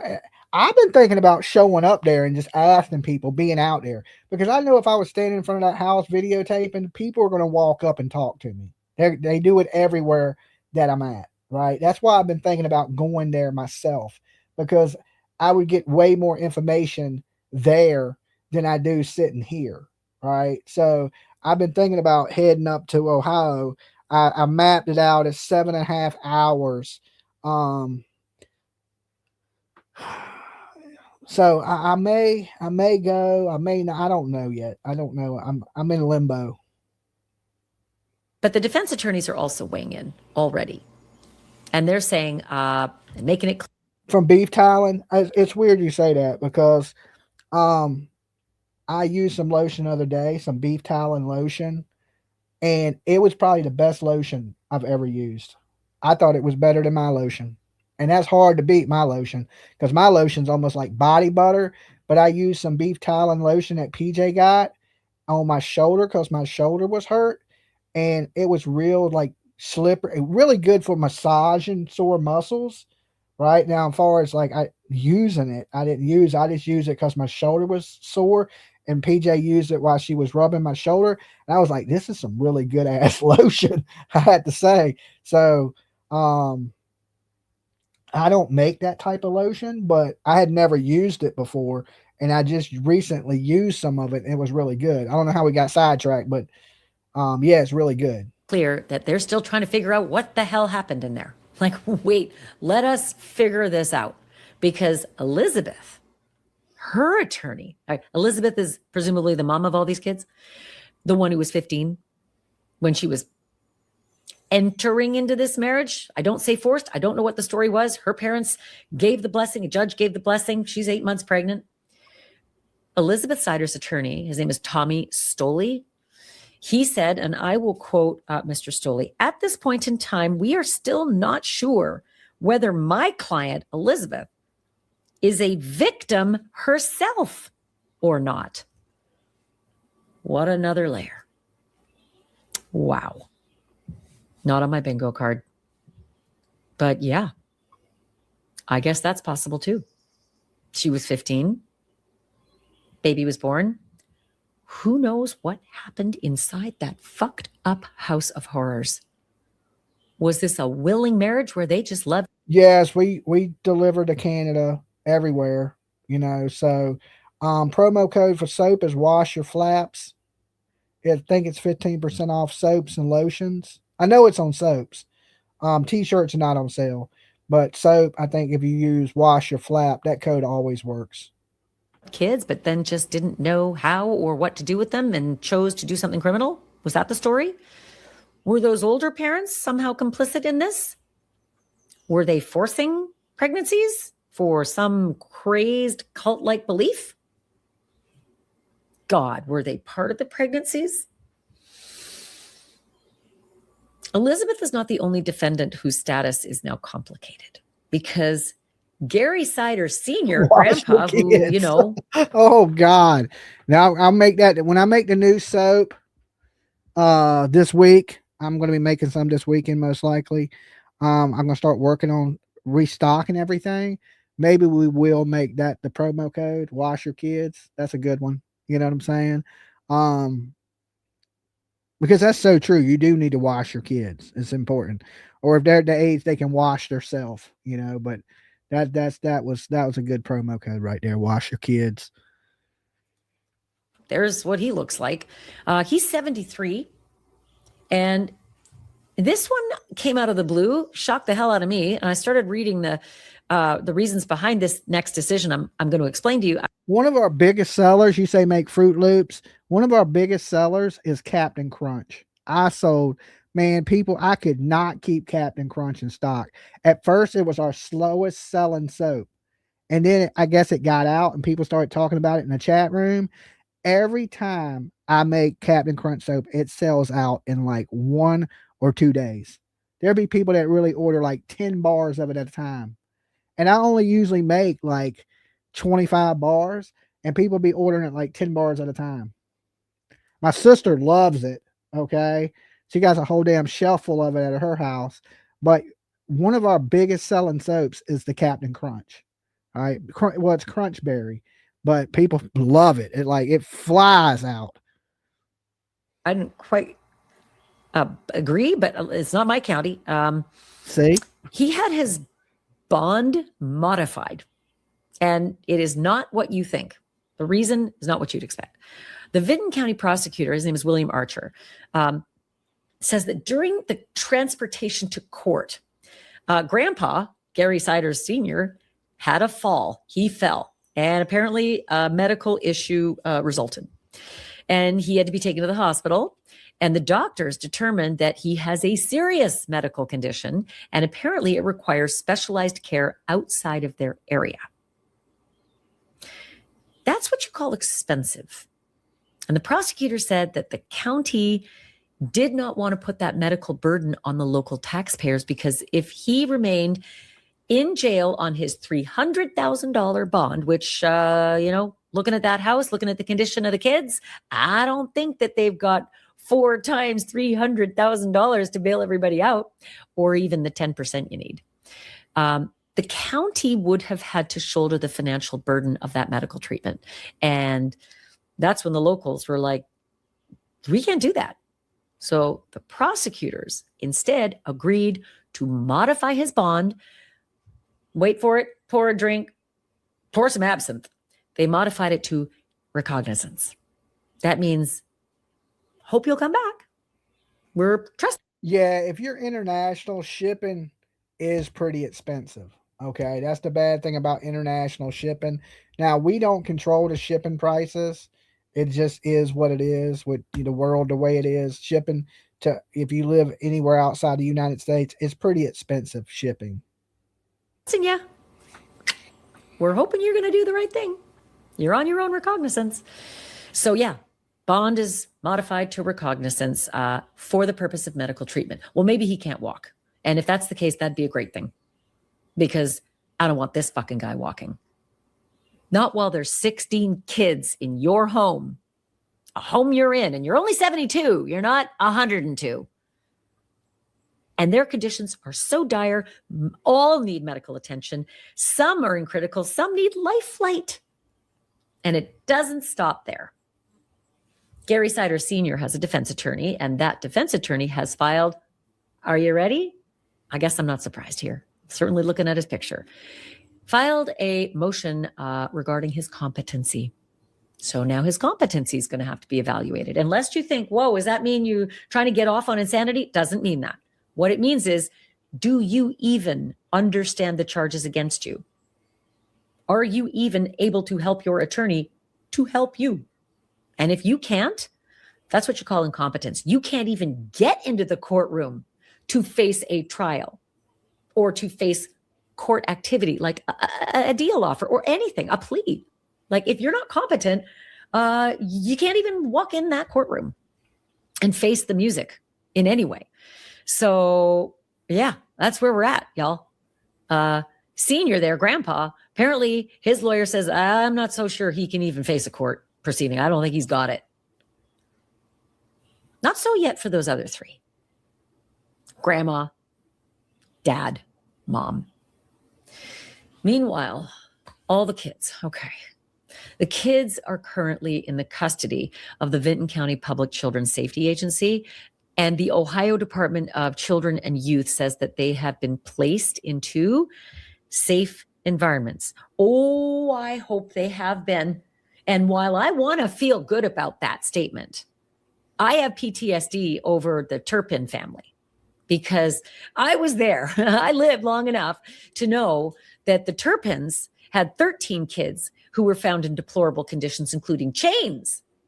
One of them escaped and begged for help and blew open what was going on in the Turpin household. Now, if they were just poor and struggling, I would give to them. I would donate to their GoFundMe, right? If they were just poor people.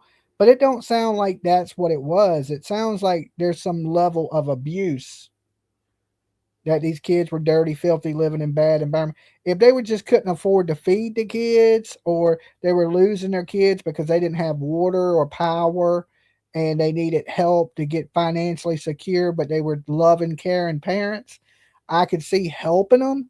But if they're treating the kids like shit, locking them in a dungeon, I couldn't see giving those people money at rewarding them for bad behavior. They were refusing help from others. I know, that's weird. They didn't want people's help. I know, it's strange because the people at the Dollar General said they gave to them, and they didn't seem like they wanted it. They didn't seem like they appreciated it. They didn't use it. It's I think there's some mental health issues going on here. And they were all put into safe environments afterwards. And if you ain't subbed up Ashley Banfield yet, make sure you go sub Ashley. She is a goat. I'm saying she's the goat, but she's up there. Dolly. Hey, Dolly. Hey. It's Rose from Virginia. What's up, Rose? How you doing? I'm doing good. How about yourself? I am doing pretty good. Just talking about these 16 kids that were in bad condition. What's your take on this, Rose? Well, Dolly, it's been a while since I've called in because I have nothing left for Nancy Guthrie except love. That's, Yeah, I can understand that. I'm brain tired, but I would like to donate a few shekels, and I need my shekels. Uh-huh. But I think, you always looking for missing kids. I Yeah. think my take is these were missing kids that have been found. Yeah, I mean, they were You missing from the understand what I'm? world. Yeah, I get it. Oh, you understand the flip? Like, there's missing kids that will never be found. These kids have been missing since God knows when. And I think the question is, why? Why would you not want anyone to know you have all these children? I mean, why do you have? I think that's a question that will give the answers. How come you didn't want anyone to know you had all these children? Yeah, it's weird. Like, and you got to think about it. She couldn't have neglected them as babies because they would be gone. So at some point, it seems like she cared for the little kids, and then when they got to a certain Well, age, she just threw of them course away you into a put, room. well, Dolly, now I'm going to say something. I've been studying this case and being very careful. I knew I was going to call in tonight. I knew you were going to open that phone line, Uh-huh. and I was going to be the first one call in before Mab. Uh-huh. And what I want to say, I like where Ashley's going with her thoughts, same as you. Let's keep asking the questions. And I saw a press conference that I really respected because that one dude that was speaking said, there's a lot of stuff on Facebook. They had this and that, and that's not necessarily true. Just stop that, right? Yeah. Ask questions. And I'm sorry I'm getting a little off track, but the bottom line is this is something important. You cover case after case about the children that have maybe will never be found. Little Summer, Sebastian, little Jack and Lily, and many things, right?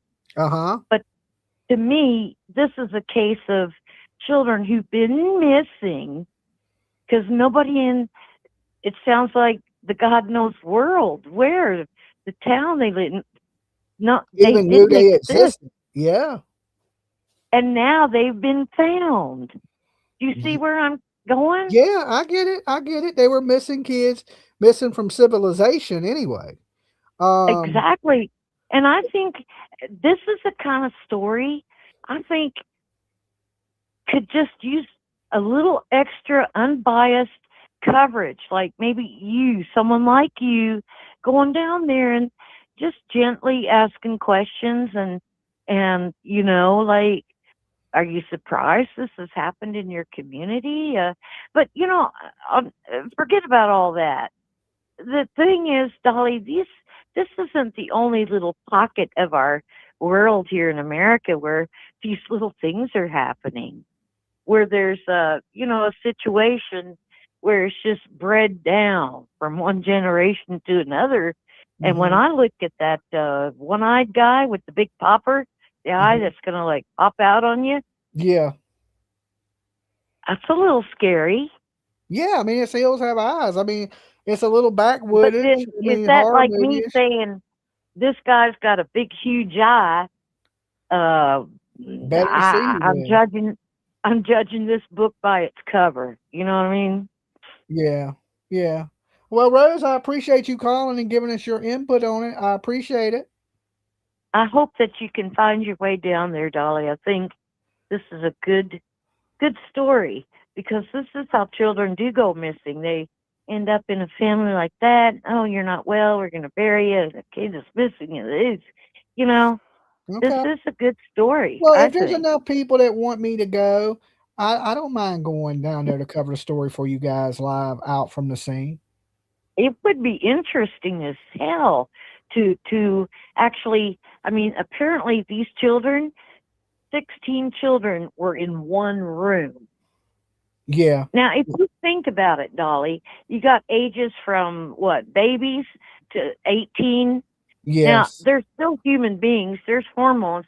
There could be all kinds of things in breeding in an environment like that. I don't mean to be, Yeah, I you get what know, you're saying. you know. I hope they're taking the time to do real DNA on all them babies. Yeah, I'm sure that's So coming. I'm sure that's coming too to make sure none of them kids had kids. I'm sure that's yeah. coming. Okay, So you don't think I'm gross for like even no, thinking no, that? I'm sure that is going to take place. You would have to make sure. I think that would be Yeah, the best, yeah, safest way to see if yeah, anything else or if any of those kids belong to that husband and one of the daughters or something yeah, like that. yeah, And they're going to check that, yeah, Rose, I'm sure. I mean, it is horrible to say, but look at the situation we're dealing with, yeah. So, all right, I appreciate you calling in, Rose. You be good. Stay safe. You too, Dolly. Love you so much. And All right. TJ, Bye-bye. bye. Yeah, I think, that sounds a little terrible to say, but you do have to check those avenues. And Rose is right. These kids were UPI 56 and call it anytime. Dolly. Hey, Dolly. Hey, It's Rita from Dexter. what's up, Rita? I just wanted to call you about this case and tell you how I feel about it. All right, let's hear it. Now, let me ask you this first. Do you think this woman's a victim, Rita, or is she a criminal? Yes, this woman is definitely a victim. Okay, And let's I'm hear going to it. tell you how I know this. Okay. I'm going to tell you how I know this, Dolly. Now, I don't share this with many people, but I'm going to tell you because I trust you and you know us. Mhm. So I'm going to tell you this. This woman was a baby factory for this family. Yeah. He got with her when she was 13, got her pregnant by the time she was 15. The parents married her off into this family. She was too young to make any decisions like that. And then she was stuck having a baby every year. I'd be Mhm. willing to bet you my right arm and left leg that this woman was told that she was going to keep having these babies. And I'd be willing to bet anything, because I know I've had children myself, that you go in the hospital, you have a baby, they'll send you home the next day. They don't look into nothing. They'll say, how many kids do you got? When you have one doctor, she's Mhm. had these kids in all these hospitals. She's had them in different spots. Yeah. They may not have even known. Maybe they didn't know how many kids she had prior when she went into different hospitals. And I'm going to tell you this. My husband and me separated. I'm going to tell you the story about me. When I was young, I got married young, and I was having a baby every year. And I had a baby every year till I was 21 years old.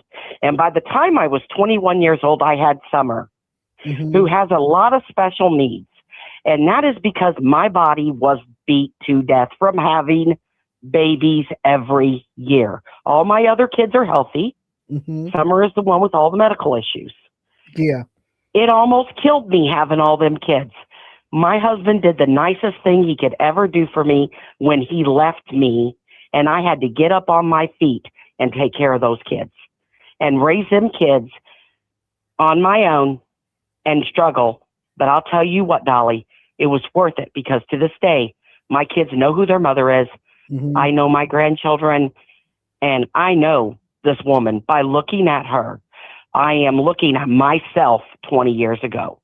Yeah, That woman is abused.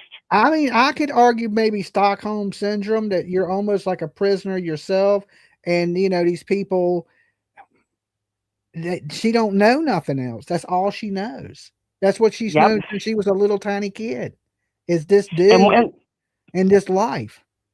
and when you have a baby every year, it breaks down your body. It breaks your body down. Your body is not getting enough nutrition. It is Uh-huh. not getting enough sustenance in your body to support the life of a child. And if there is twins and they're conjoined, and all these medical problems that this lady was having, was because she was stuck having a baby every year. Yeah. Now, and she's still having them at 33. If I had still been with my husband, this could have been me. Wow. And they're saying these kids were all in one room. And I'm going to tell you, Dolly, right now, they served a warrant at, what was it, 5, 6 in the morning? Those kids were all sleeping in that same room, and the mom probably was in there with them. Yeah, that's what And I I'd think, be that willing they to were bet, in there with yeah, him. I think the kids were all asleep. They walked in the house to serve the warrant, and they looked in a room, and they seen all them kids. Yeah. But I'm also saying, yeah, there is neglect here. She probably couldn't. You get overwhelmed. You got a bunch of kids running around. They're getting into crap. You got sick kids at that. She said 7 children were taken to the hospital. All these kids are sick. She's getting guided around the Dollar General by her arm. This dude looks perfectly healthy. The mom and dad look horrible. She looks bad. It looks like she's abused. It looks like the parents are involved in this situation somehow. This is terrible. This is a terrible case, and that looks like Stockholm Syndrome to me, and it definitely looks like wife spousal abuse. And it looks like more mental. Maybe he's not beating on her, but he could be mentally abusing her. Absolutely. But there are rumors of this girl having bruises on her arms and everything. So we don't know. Yeah. And if they locked her up, I totally agree with you. They went in, they come in your home, they take your children, and they lock you up. Are you going to trust them to tell them the truth? Is she going to trust these cops to say, hey, I'm being abused? I don't think she understands. She wants out so she can get back with her. I don't think she realizes what abuse is. I don't think she knows she's being abused. I don't think she realizes the situation she's in. And I'm telling you now, she's facing the rest of her life in prison. I don't think she understands that she wants out so she could be reunited with her kids. You may not never get out of prison your whole life. And never see them kids again. Yeah, never. And I really feel like this woman was being abused. I really feel, I feel like she still is mentally. Any good lawyer needs to be arguing the same thing we're discussing. And if she understands what's going on, she deserves to be where she's at. But if she doesn't, then we're dealing with 17 victims. You see what I'm saying? Not 16 victims, but 17. They need to charge him with abuse of all of them. Yep, and that's just what I think. I just know from prior experience with myself and the abuse that I endured out of my husband and the things he did to me. He was very manipulative. He controlled everything. Every move I made, he controlled. Yeah, people say, oh, you can leave. You cannot leave when you have nowhere to go and no one will help you. And no I bet money, nothing. And nothing. Yeah, nothing. I understand it. I know how women get trapped. And like I said, that was the nicest thing he ever did for me, was leave me. That was the nicest thing he ever did for me. And I mean that. And I'm looking at that girl, and I look at that photo, and I'm going to be honest with you. The minute this case broke, I looked at that girl, and I knew what was up. I knew what was up. And every time somebody played it, I turned, because everybody would say monsters, and they would say all the stuff about the mom, too. And I'm like, she's a victim. That woman is a victim, and I'm not going to listen to this. Yeah, and that's why I haven't jumped the gun on it yet. That's why I want to hear from both sides so I can come to a logical conclusion. Because I just go off to state she's a monster. Yeah. But if I hear from her, she may still be a monster. But I would like to at least hear her level of intelligence so I can come to a decent conclusion in my mind before I judge this woman so harshly. Yeah.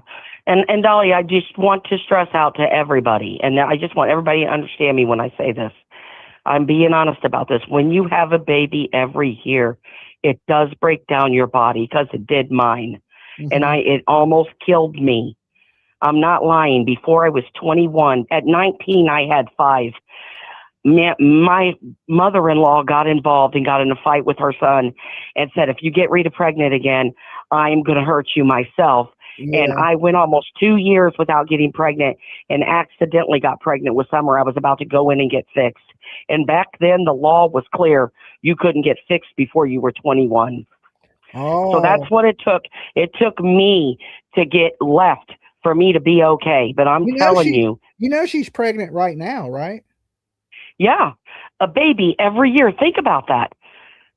Women in the room, think about that.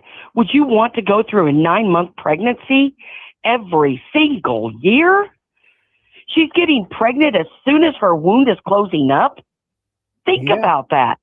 It takes 8 weeks to heal from having that baby, and he's getting her pregnant again.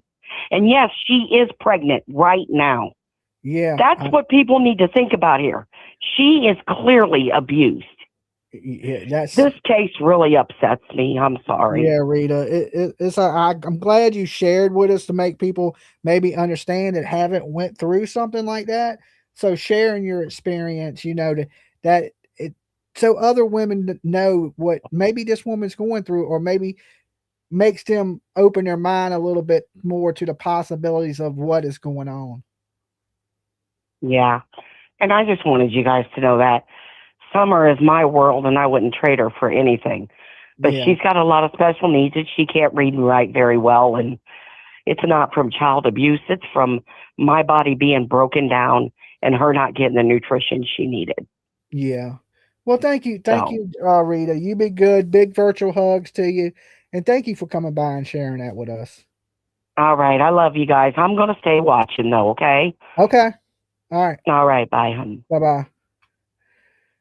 See, now you see the situation that Rita just explained, and that takes a lot of courage to come up here and share something so rough that happened in your life. But when you're able to talk about these things, you will always feel better, because you don't want to keep that burden to yourself, and it shows you how strong of a person is, because she was in a situation where, like she said, she felt like there was no way out, and she didn't know what to do. But when this man decided just to abandon her, it made her stand on her feet, right?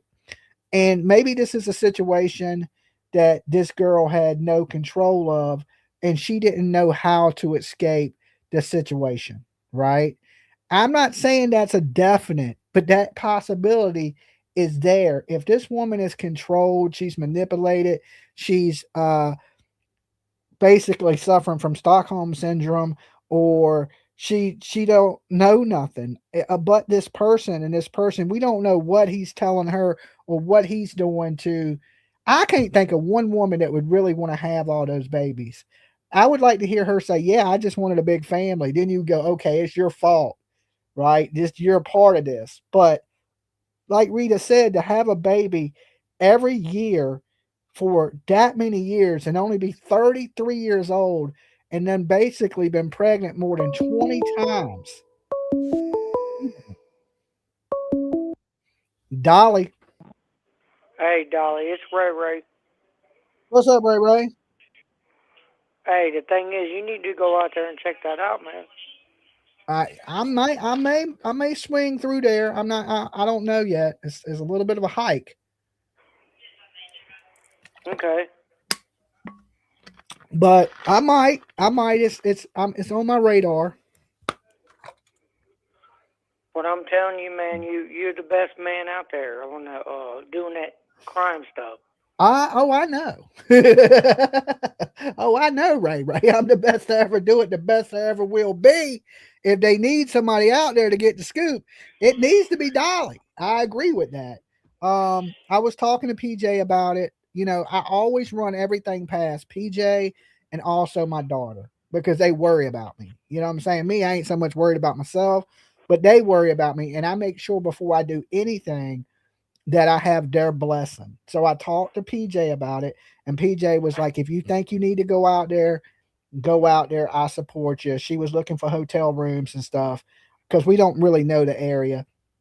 I called my daughter. Well, she called me. I talked to her about it tonight, and she asked me, said, Dad, are you going out there? So I didn't even have asked her, could I go? I said, well, I don't know yet. And she was like, well, if you feel like you need to get the story, go ahead on out there. So Tiffany pretty much gave me her blessings tonight. She was just in Oh, the room. Tiffany. Yeah, Yeah. she was just in the Yeah. room just a little bit ago, my daughter. And long as they're good with everything, um, I may go out there, So They kind now, of of worry about course, the your. the house is Hey, listen. empty. They're in jail, but I might be able to get some story out there. I may be able to talk to some of the neighbors, to the people at the Dollar General, and try to get the real scoop live, where we can, get the layout of the land together and what's going on in that town together. So I don't know, Ray Ray. We'll see what we can do. All right, but I appreciate you, man. You're the best one out there, and you know you are. Oh, I know. All right, Ray. He I'll does. pay you later Hey, hey, the Turtle Gang, man. for sure. You be good. Peace. Peace out. Oh, Ray, a big check for all that stuff. Ray, I tell you, who's the best out there, Ray? Dolly for sure, right? Hands down, the best to ever do it, the best to ever be. That ain't arrogance when you just damn good, okay? It ain't. It's just the truth at this point. It's just the damn truth, people. I'm playing. Dolly. Hey, I'm calling from Ohio. Hey, what's up, Ohio? OH. Hey, in Ohio, we have like this intra-agency information sharing. Uh-huh. So basically, information of any mother that gives birth is shared through child services, DDS, Medicaid, all that kind of stuff. I just Mm-hmm. don't believe there's no way that these people have slipped through the system. You know what I mean? There's just no way. You gave birth at Yeah, the hospital, because right? one of the sets of twins had to be born there because they were 17 months old. There was a 17-month-old.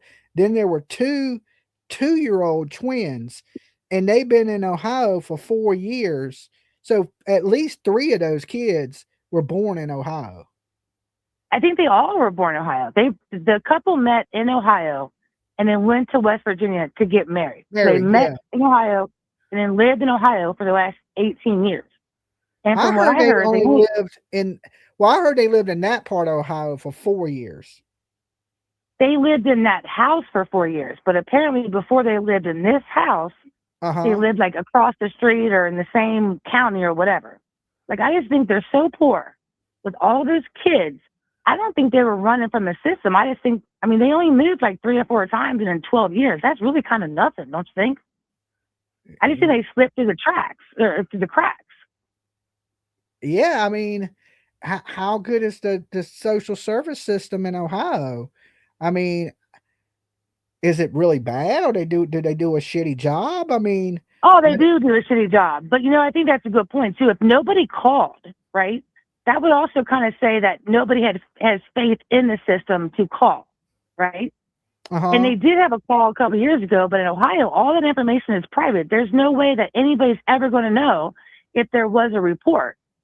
So if the social worker went there and then, wrote that everything was fine and it wasn't, there's nothing anybody can do about it. It just is what it is. Yeah. And if she went to the hospital with no prenatal care, obviously dirty, right? Obviously skinny, and none of the nurses ever called CPS ever. But there's home visiting programs.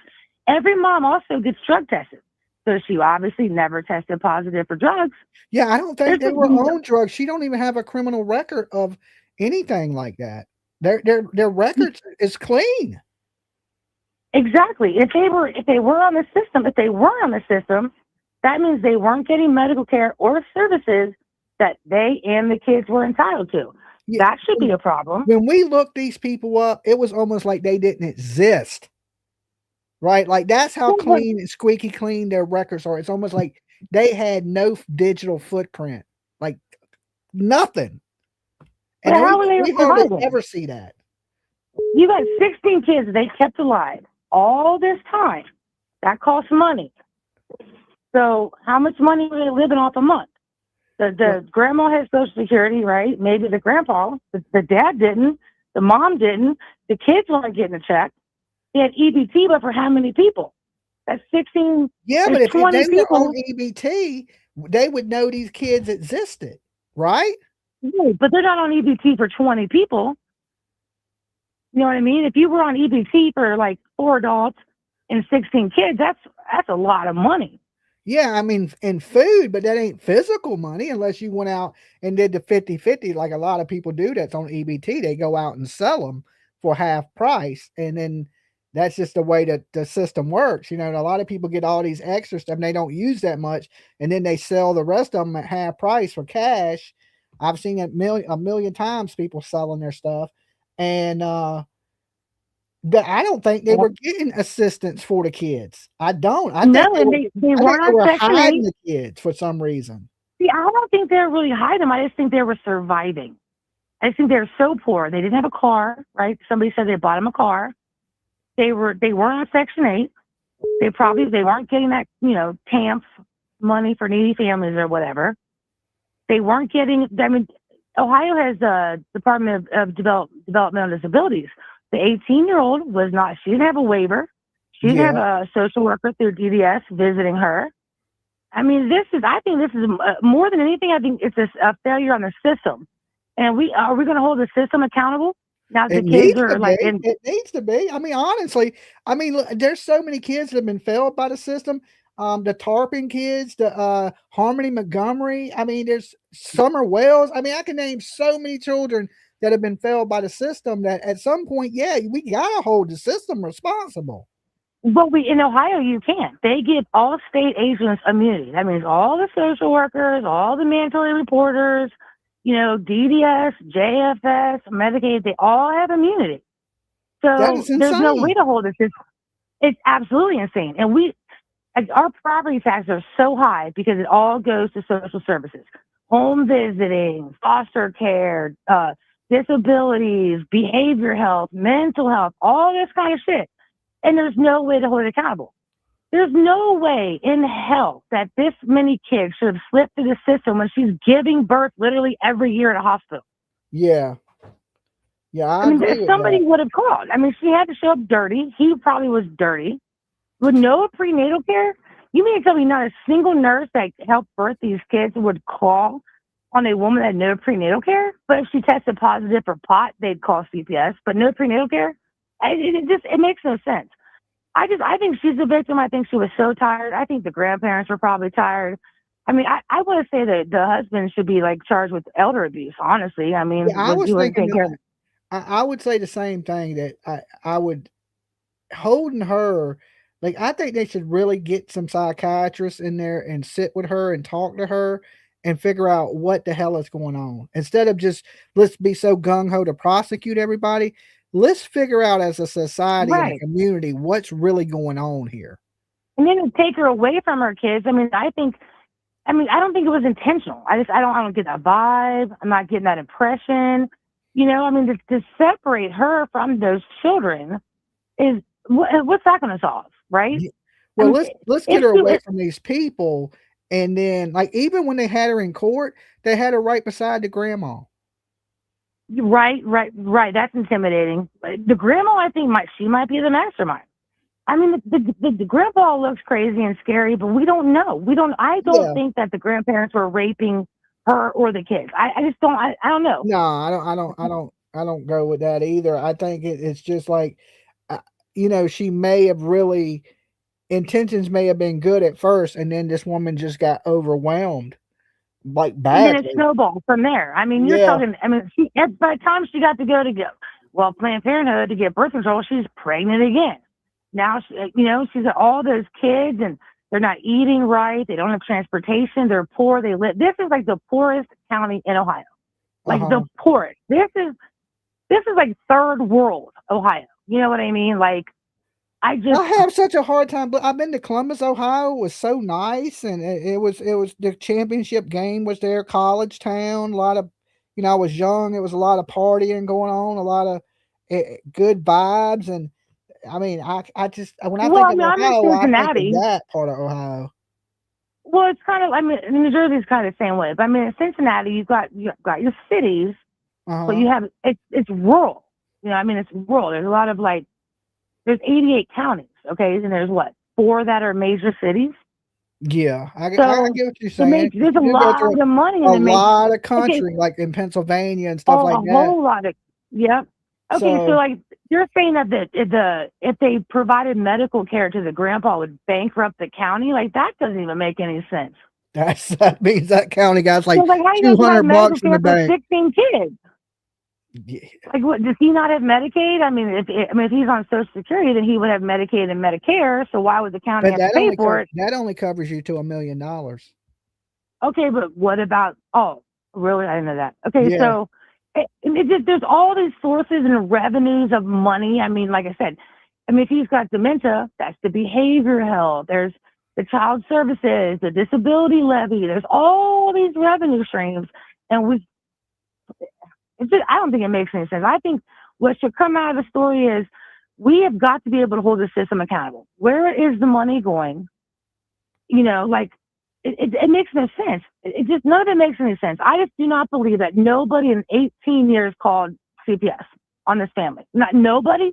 Not who mowed the grass. I didn't see a lawnmower there. Obviously, somebody went to mow the grass. Well, no, there If is he a was, lawnmower there. It's in the yard. You can see it in the drone footage. There's a little riding lawnmower right there in the yard. oh, okay, I missed that. So, Yeah. I mean, apparently the grandpa can't walk, and then the dad flashed the DoorDash driver, so they're getting DoorDash. I mean, how much money are they possibly living off of? Like, we deserve to know that kind of information.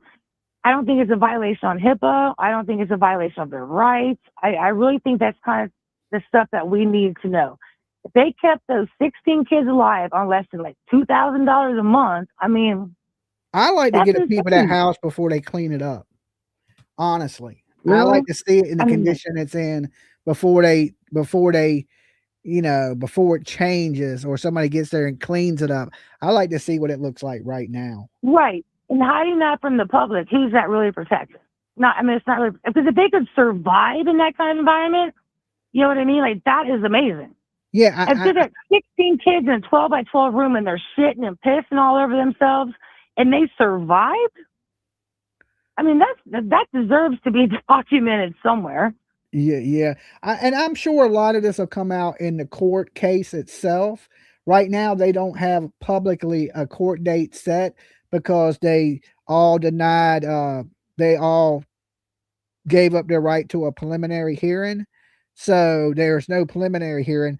What right now they're in custody, but they're waiting for indictments to come down from the grand jury to charge them. Okay, by them giving up the preliminary hearing, what does that mean as far as what's on the record? I mean, what Well, does that mean? preliminary, they would have had to go in and show the judge some signs of what was going on, and then they would have just asked them did they plead guilty to the charges, and if they had a lawyer, they would. If they couldn't afford a lawyer, they would get them a lawyer. But they already have a lawyer that I guess has been assigned to him, and he's been out speaking out today, and he says that the city is trying to try them in the court of public opinion and not in the courts, and it's not what people are making it out to be, is what he's saying. Well, I don't think the court of public opinion will favor the government. You know, I think honestly, those kids, I don't think they should be put in foster care. I really think they need to be already inpatient. the court of public opinion right now is favoring the state. I mean, if you just ask the chat room, they were all like, lock them people up forever. Well, true. There's absolutely no empathy. There's no digesting the situation and going deeper into it. You know what I mean? But like, I think those kids, I don't think they should just go into random foster homes. I really think they should be like in like inpatient, you know, Cincinnati Children's or Nationwide Children's or Dayton Children's. Give them a whole ward. You know, keep them together. They got to be assessed. That's going to take a long time. They're going to be at different levels. Who knows? I mean, there's no way they're living shit and piss and don't have any health issues. There's no way. And then to go put them in random foster homes with random people, like random. I mean, there's no checks and balances in the foster care system in Ohio. Like, how are they going to medicate them? Like, they probably need antibiotics, right? They probably need protein drinks. Sure they probably have like. We don't know exactly where they have them housed or where they at. I'm sure they all been medically evaluated. I'm sure social services are going to have them sit with children psychologists. I'm sure this is going to be a really long, drawn out process. And most likely these people that are sitting in jail, they're going to be charged with more crimes as the children start to speak. We kind of know that's coming. Well, yeah, I think the grandpa is going to die first. Okay, but if you need all those kind of assessments, and you're just putting them in, there's no way they have all foster homes in Benton County.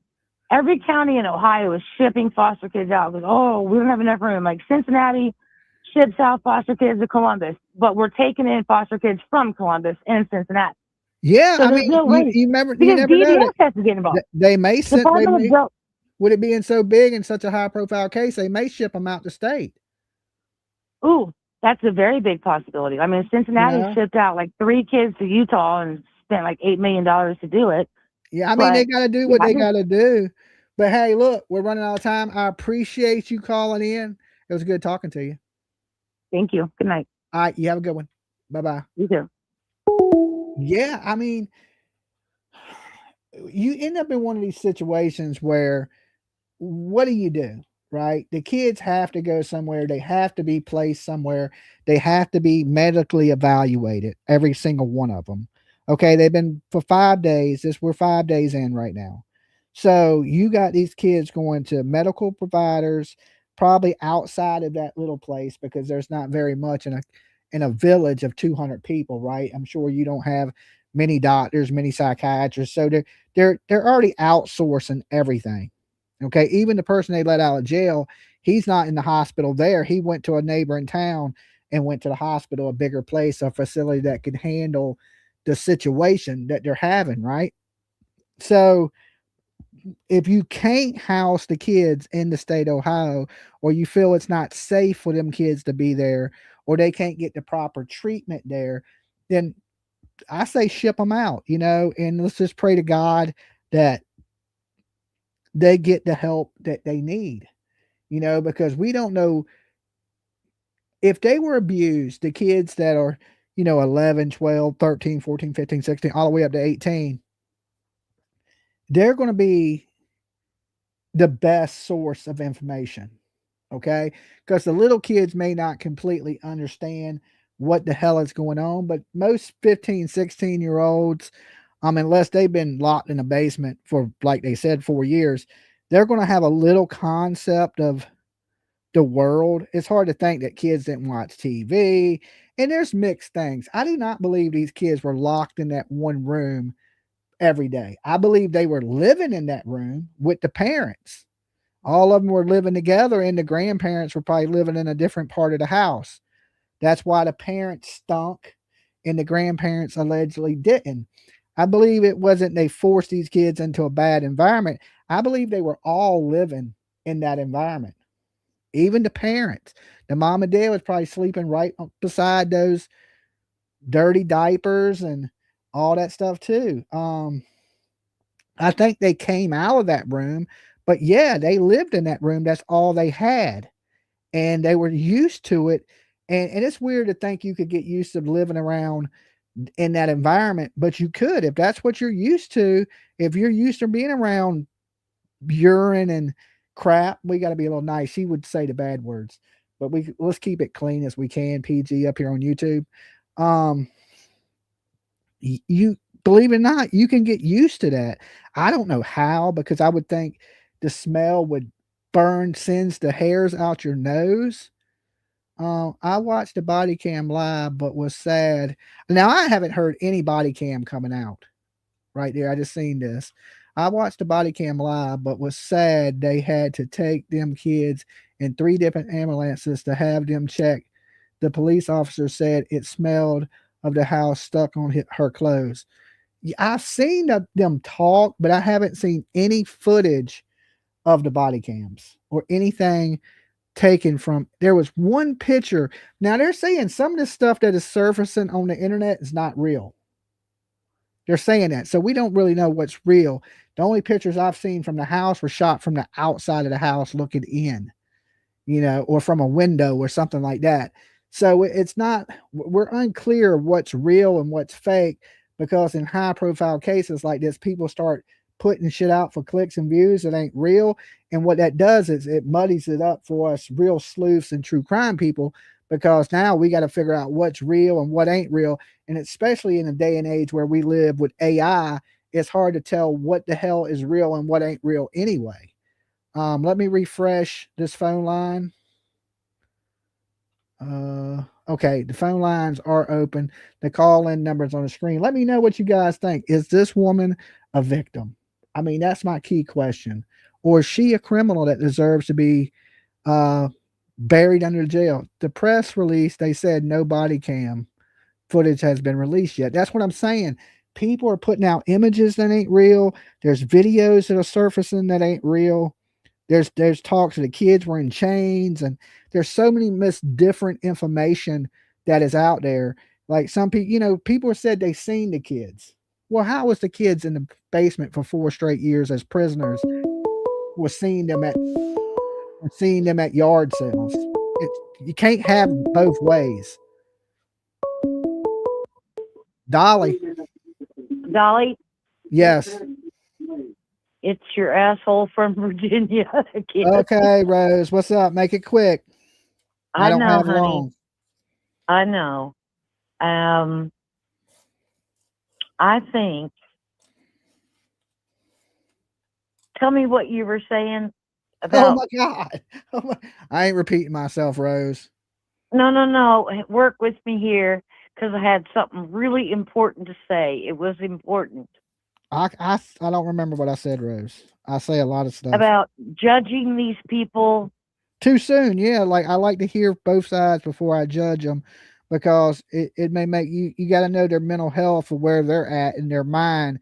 Are they slow or they have mental health problems? Because that makes a big difference on what should happen to these people. If you're not mentally there and you don't understand what's going on, you need to be put in a mental hospital. You don't need to be put in jail. You need medical Well, help. you know what? That I think that's what I was trying to call. Is we cannot judge as a race here, our Dolly Vision turtles, what their mental status is, because mentality is a part of culture. Like, what have you been raised into? What have you been taught your whole life?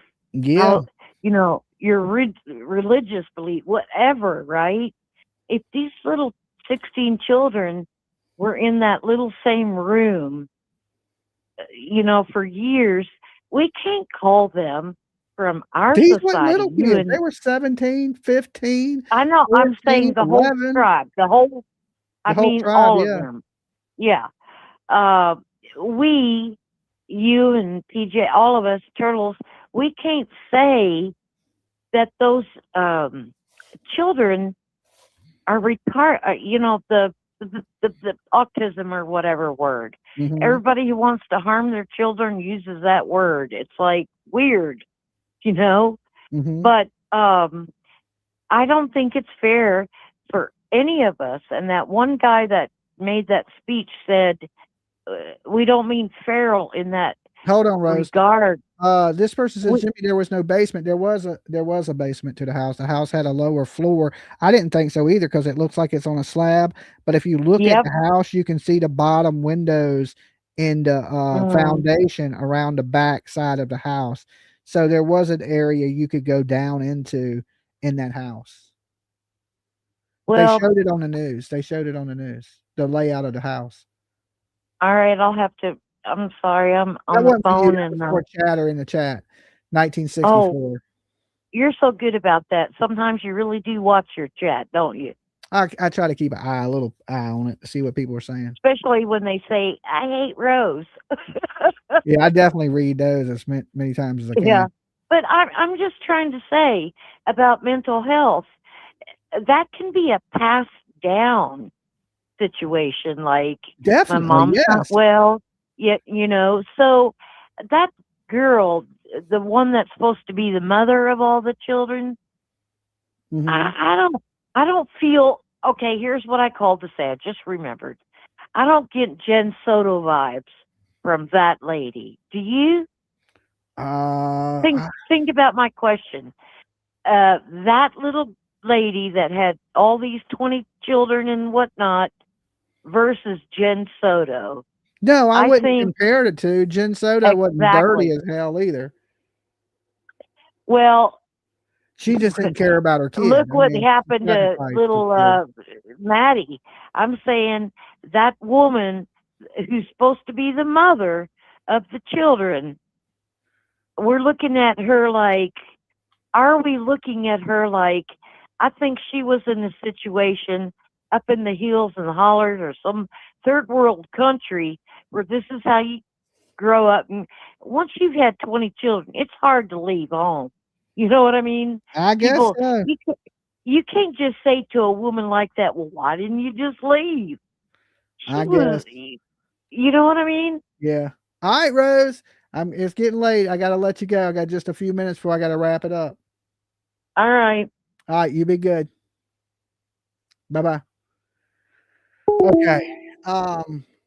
Yeah, definitely a weird situation. I just want to see if y'all interested real quick. Let's take a little vote. If y'all want to see me go cover this live up there, now I wouldn't stay in Ohio long, but if y'all want some live coverage from the scene, press 1 in the chat. If you think it's just a waste of a ride, press 2. Okay. I just want to see where my people at. If y'all are not going to support you, be interested in this case, and there's really no reason for me to go out there and try to get y'all live coverage. But if you're really interested in this case and you would like to see that type of footage, then press 1 in the chat. I just want to fill out where the room is at. And of course, we have a Give, Send, Go. If you want to donate to the cause, a couple bucks, hit up the link. It's pinned at the top and drop a couple bucks in there if you want that type of coverage. And I'll see what I can do. I see a lot of ones. So you guys, and I noticed today a lot of people were interested in this when I brought it up. And like I said, it's in driving distance from me. I wouldn't have to fly. The most expensive thing is hotels, I guess. I'm not familiar with that area of Ohio, but it don't seem, 7.5 hours. I was going to spend that same amount of time and go down to South Carolina. So to look for that little girl, but of course we found out today that she was found. So I don't really have to go there. They recovered her. And this is turning into a big story. So, and I would like to get a look at the house myself. You would have to get a hotel in Jackson, Ohio. I don't know the area. We were looking today. PJ handles all logistics for me. I just go get the story and the scoop. I go there. I go talk to the locals. I go to the watering hole, wherever they go to a bar at, because I know there's a bar somewhere. And I'll sit in there and start talking to people, and I'll get some scoop. And then I'll go set up in front of the house. We'll drone the area a little bit, get a look at lay of the land, meet the neighbors, the locals, the Dollar General stuff, and just tap in with the people. I'm country as hell too, so I know I'll fit in. Everybody they talked to sounded country. They sounded more bumpkin than me, right? And I was like, okay, if they're going to tell somebody something, they're going to tell another country folk. Me, you know what I'm saying? I got my Bass Pro Shop hat on. I look trustworthy. Okay, I fit right in. And there ain't many places I go that I fit in really well, but I think I would fit in pretty good in the backwoods of Ohio. All right. So we'll see what we can do. If I go, it'll be, I don't know, maybe tomorrow night, leave tomorrow night, be there Saturday morning or something like Saturday during the day sometime. I see people saying, please. I see some people saying too. I know a lot of people are interested in the Nancy stuff, but I'm like, you remember when Rose called today and she's like, my brain is just tired of thinking about the Nancy stuff. I'm kind of in that same boat with Rose. Like, it's just like, I want her found, but at the same time, you just can't keep talking about the same thing. It gets old, and repetitive. And this is something new and it's something different. And we need something, to talk about other things. It just is what it is. Like, but that don't mean I don't want Nancy found. It don't mean I'm not still praying that they don't bring her home. It's just like at some point we have to talk about different things. And I can understand a lot of people have been saying the same thing to me. Dolly, please talk about something else. Please talk about something else. I'm just, and I get it. I understand it. I understand why people, they want to hear new things, and not that we don't want her found or anybody's forgotten Nancy. It's just, there's nothing new. There's nothing new in it. So let's focus on something where information is coming out and is a little fresh, wear a mask and grab some gloves. If you go, they're protective gloves. Okay. Well, I doubt I'd be able to get in the house. I don't know how because right now they got it wrapped up like a crime scene.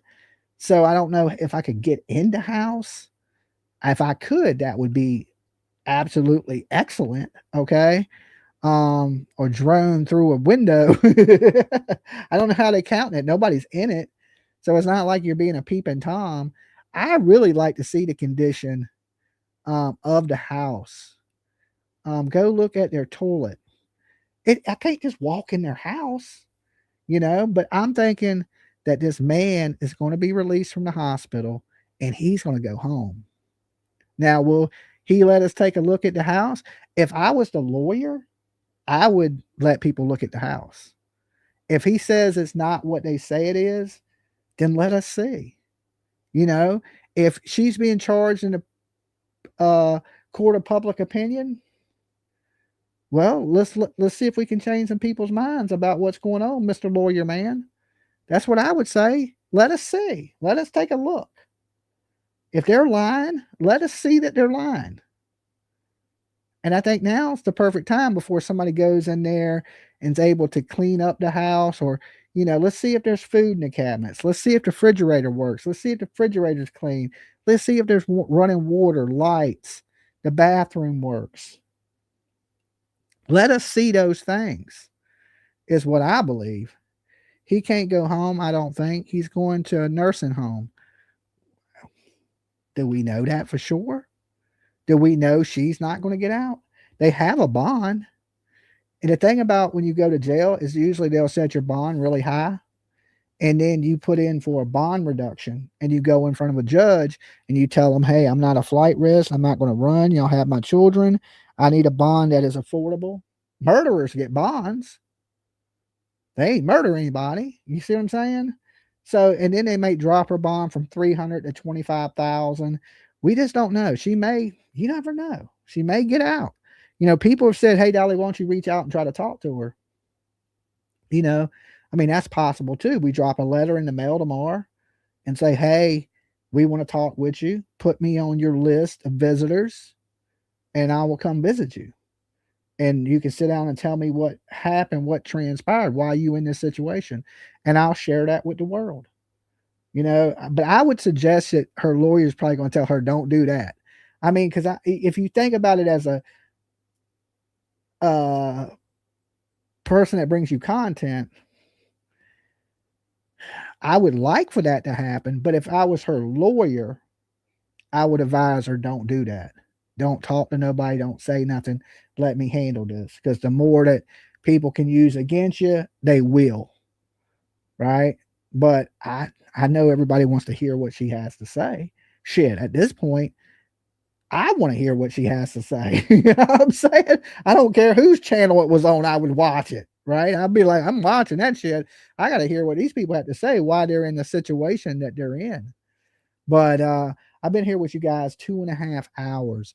So I'm going to get ready to get out of here. I do want to work tomorrow because I need to make some money. If I'm going to go to Ohio at any point, I got to make some money. All right. So hopefully, usually Fridays and Saturdays are really good for me at work. But if I go, I want to leave by Saturday. So I wouldn't be able to leave. I wouldn't be able to work Saturday. So the only day of work I can get in is possibly tomorrow. And it's supposed to rain here at 6. And I do mobile detailing. So I ain't going to be doing shit in the rain. So it's just bad timing as far as everything, but we'll see what we can make happen. I can't prompt. I made $200 on one day doing Uber and DoorDash. There's a no excuse. No excuse. That's a choice. Can you make that much money door dashing? I didn't even know people made that much money door dashing. I know people do good on Ubers, but I didn't know they did good on DoorDash. I guess if people tip you, around where I live, I used to work 2 jobs. I worked in construction. At night, I would deliver pizzas, and people around here didn't tip. They didn't tip for shit. They didn't give you nothing. They act like they wanted you to give them some money. So I don't see delivery being a great option around where I'm at. I just don't, because I did it before at night, in a dangerous ass area. And we've had multiple drivers get killed around here. So, and nobody ever tips anyway. So it ain't really worth it, I don't think, to be a delivery driver in my area. But, other places it might be great if you're in a good area. So let's pray that these kids, whatever conditions they're in, they get through this, and let's just find out what happens. I know we're quick to judge people. It's hard not to when we're hearing these things. Dolly, make my tumbler. Okay, I'm gonna get to everybody. If you got to order out, don't worry. I'm working on it as quick as I can. As long as I don't leave this weekend, I get everything done. If I have to leave this weekend to go cover this case, just be patient, please. The true crime stuff comes first.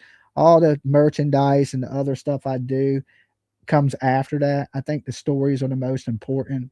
And remember, when I make something for you, it comes with Dolly love. It takes a minute because I make it from the heart. Okay. You guys be good. Stay safe. Tell me what y'all think about this story. And I'm going to ask 842 of you. And I want you to leave a comment after this video ends. Let me know in the comments. And I may pick somebody and give something away. All you got to answer is this question. Is this woman a criminal or is she a victim? Answer that question for me. In the next video, I'll pick somebody and I'll do a giveaway. Okay. But you have to answer that question, not in the side chat here, but after the video ends, leave a comment, like the video, leave a comment, and just let me know this woman's a criminal or she's a victim, and tell me why you think that. Okay, that's it. And then I'll pick one of you guys and I'll give you something cool. Sound good? Sounds good to me. Y'all stay safe. Dolly loves you. Peace.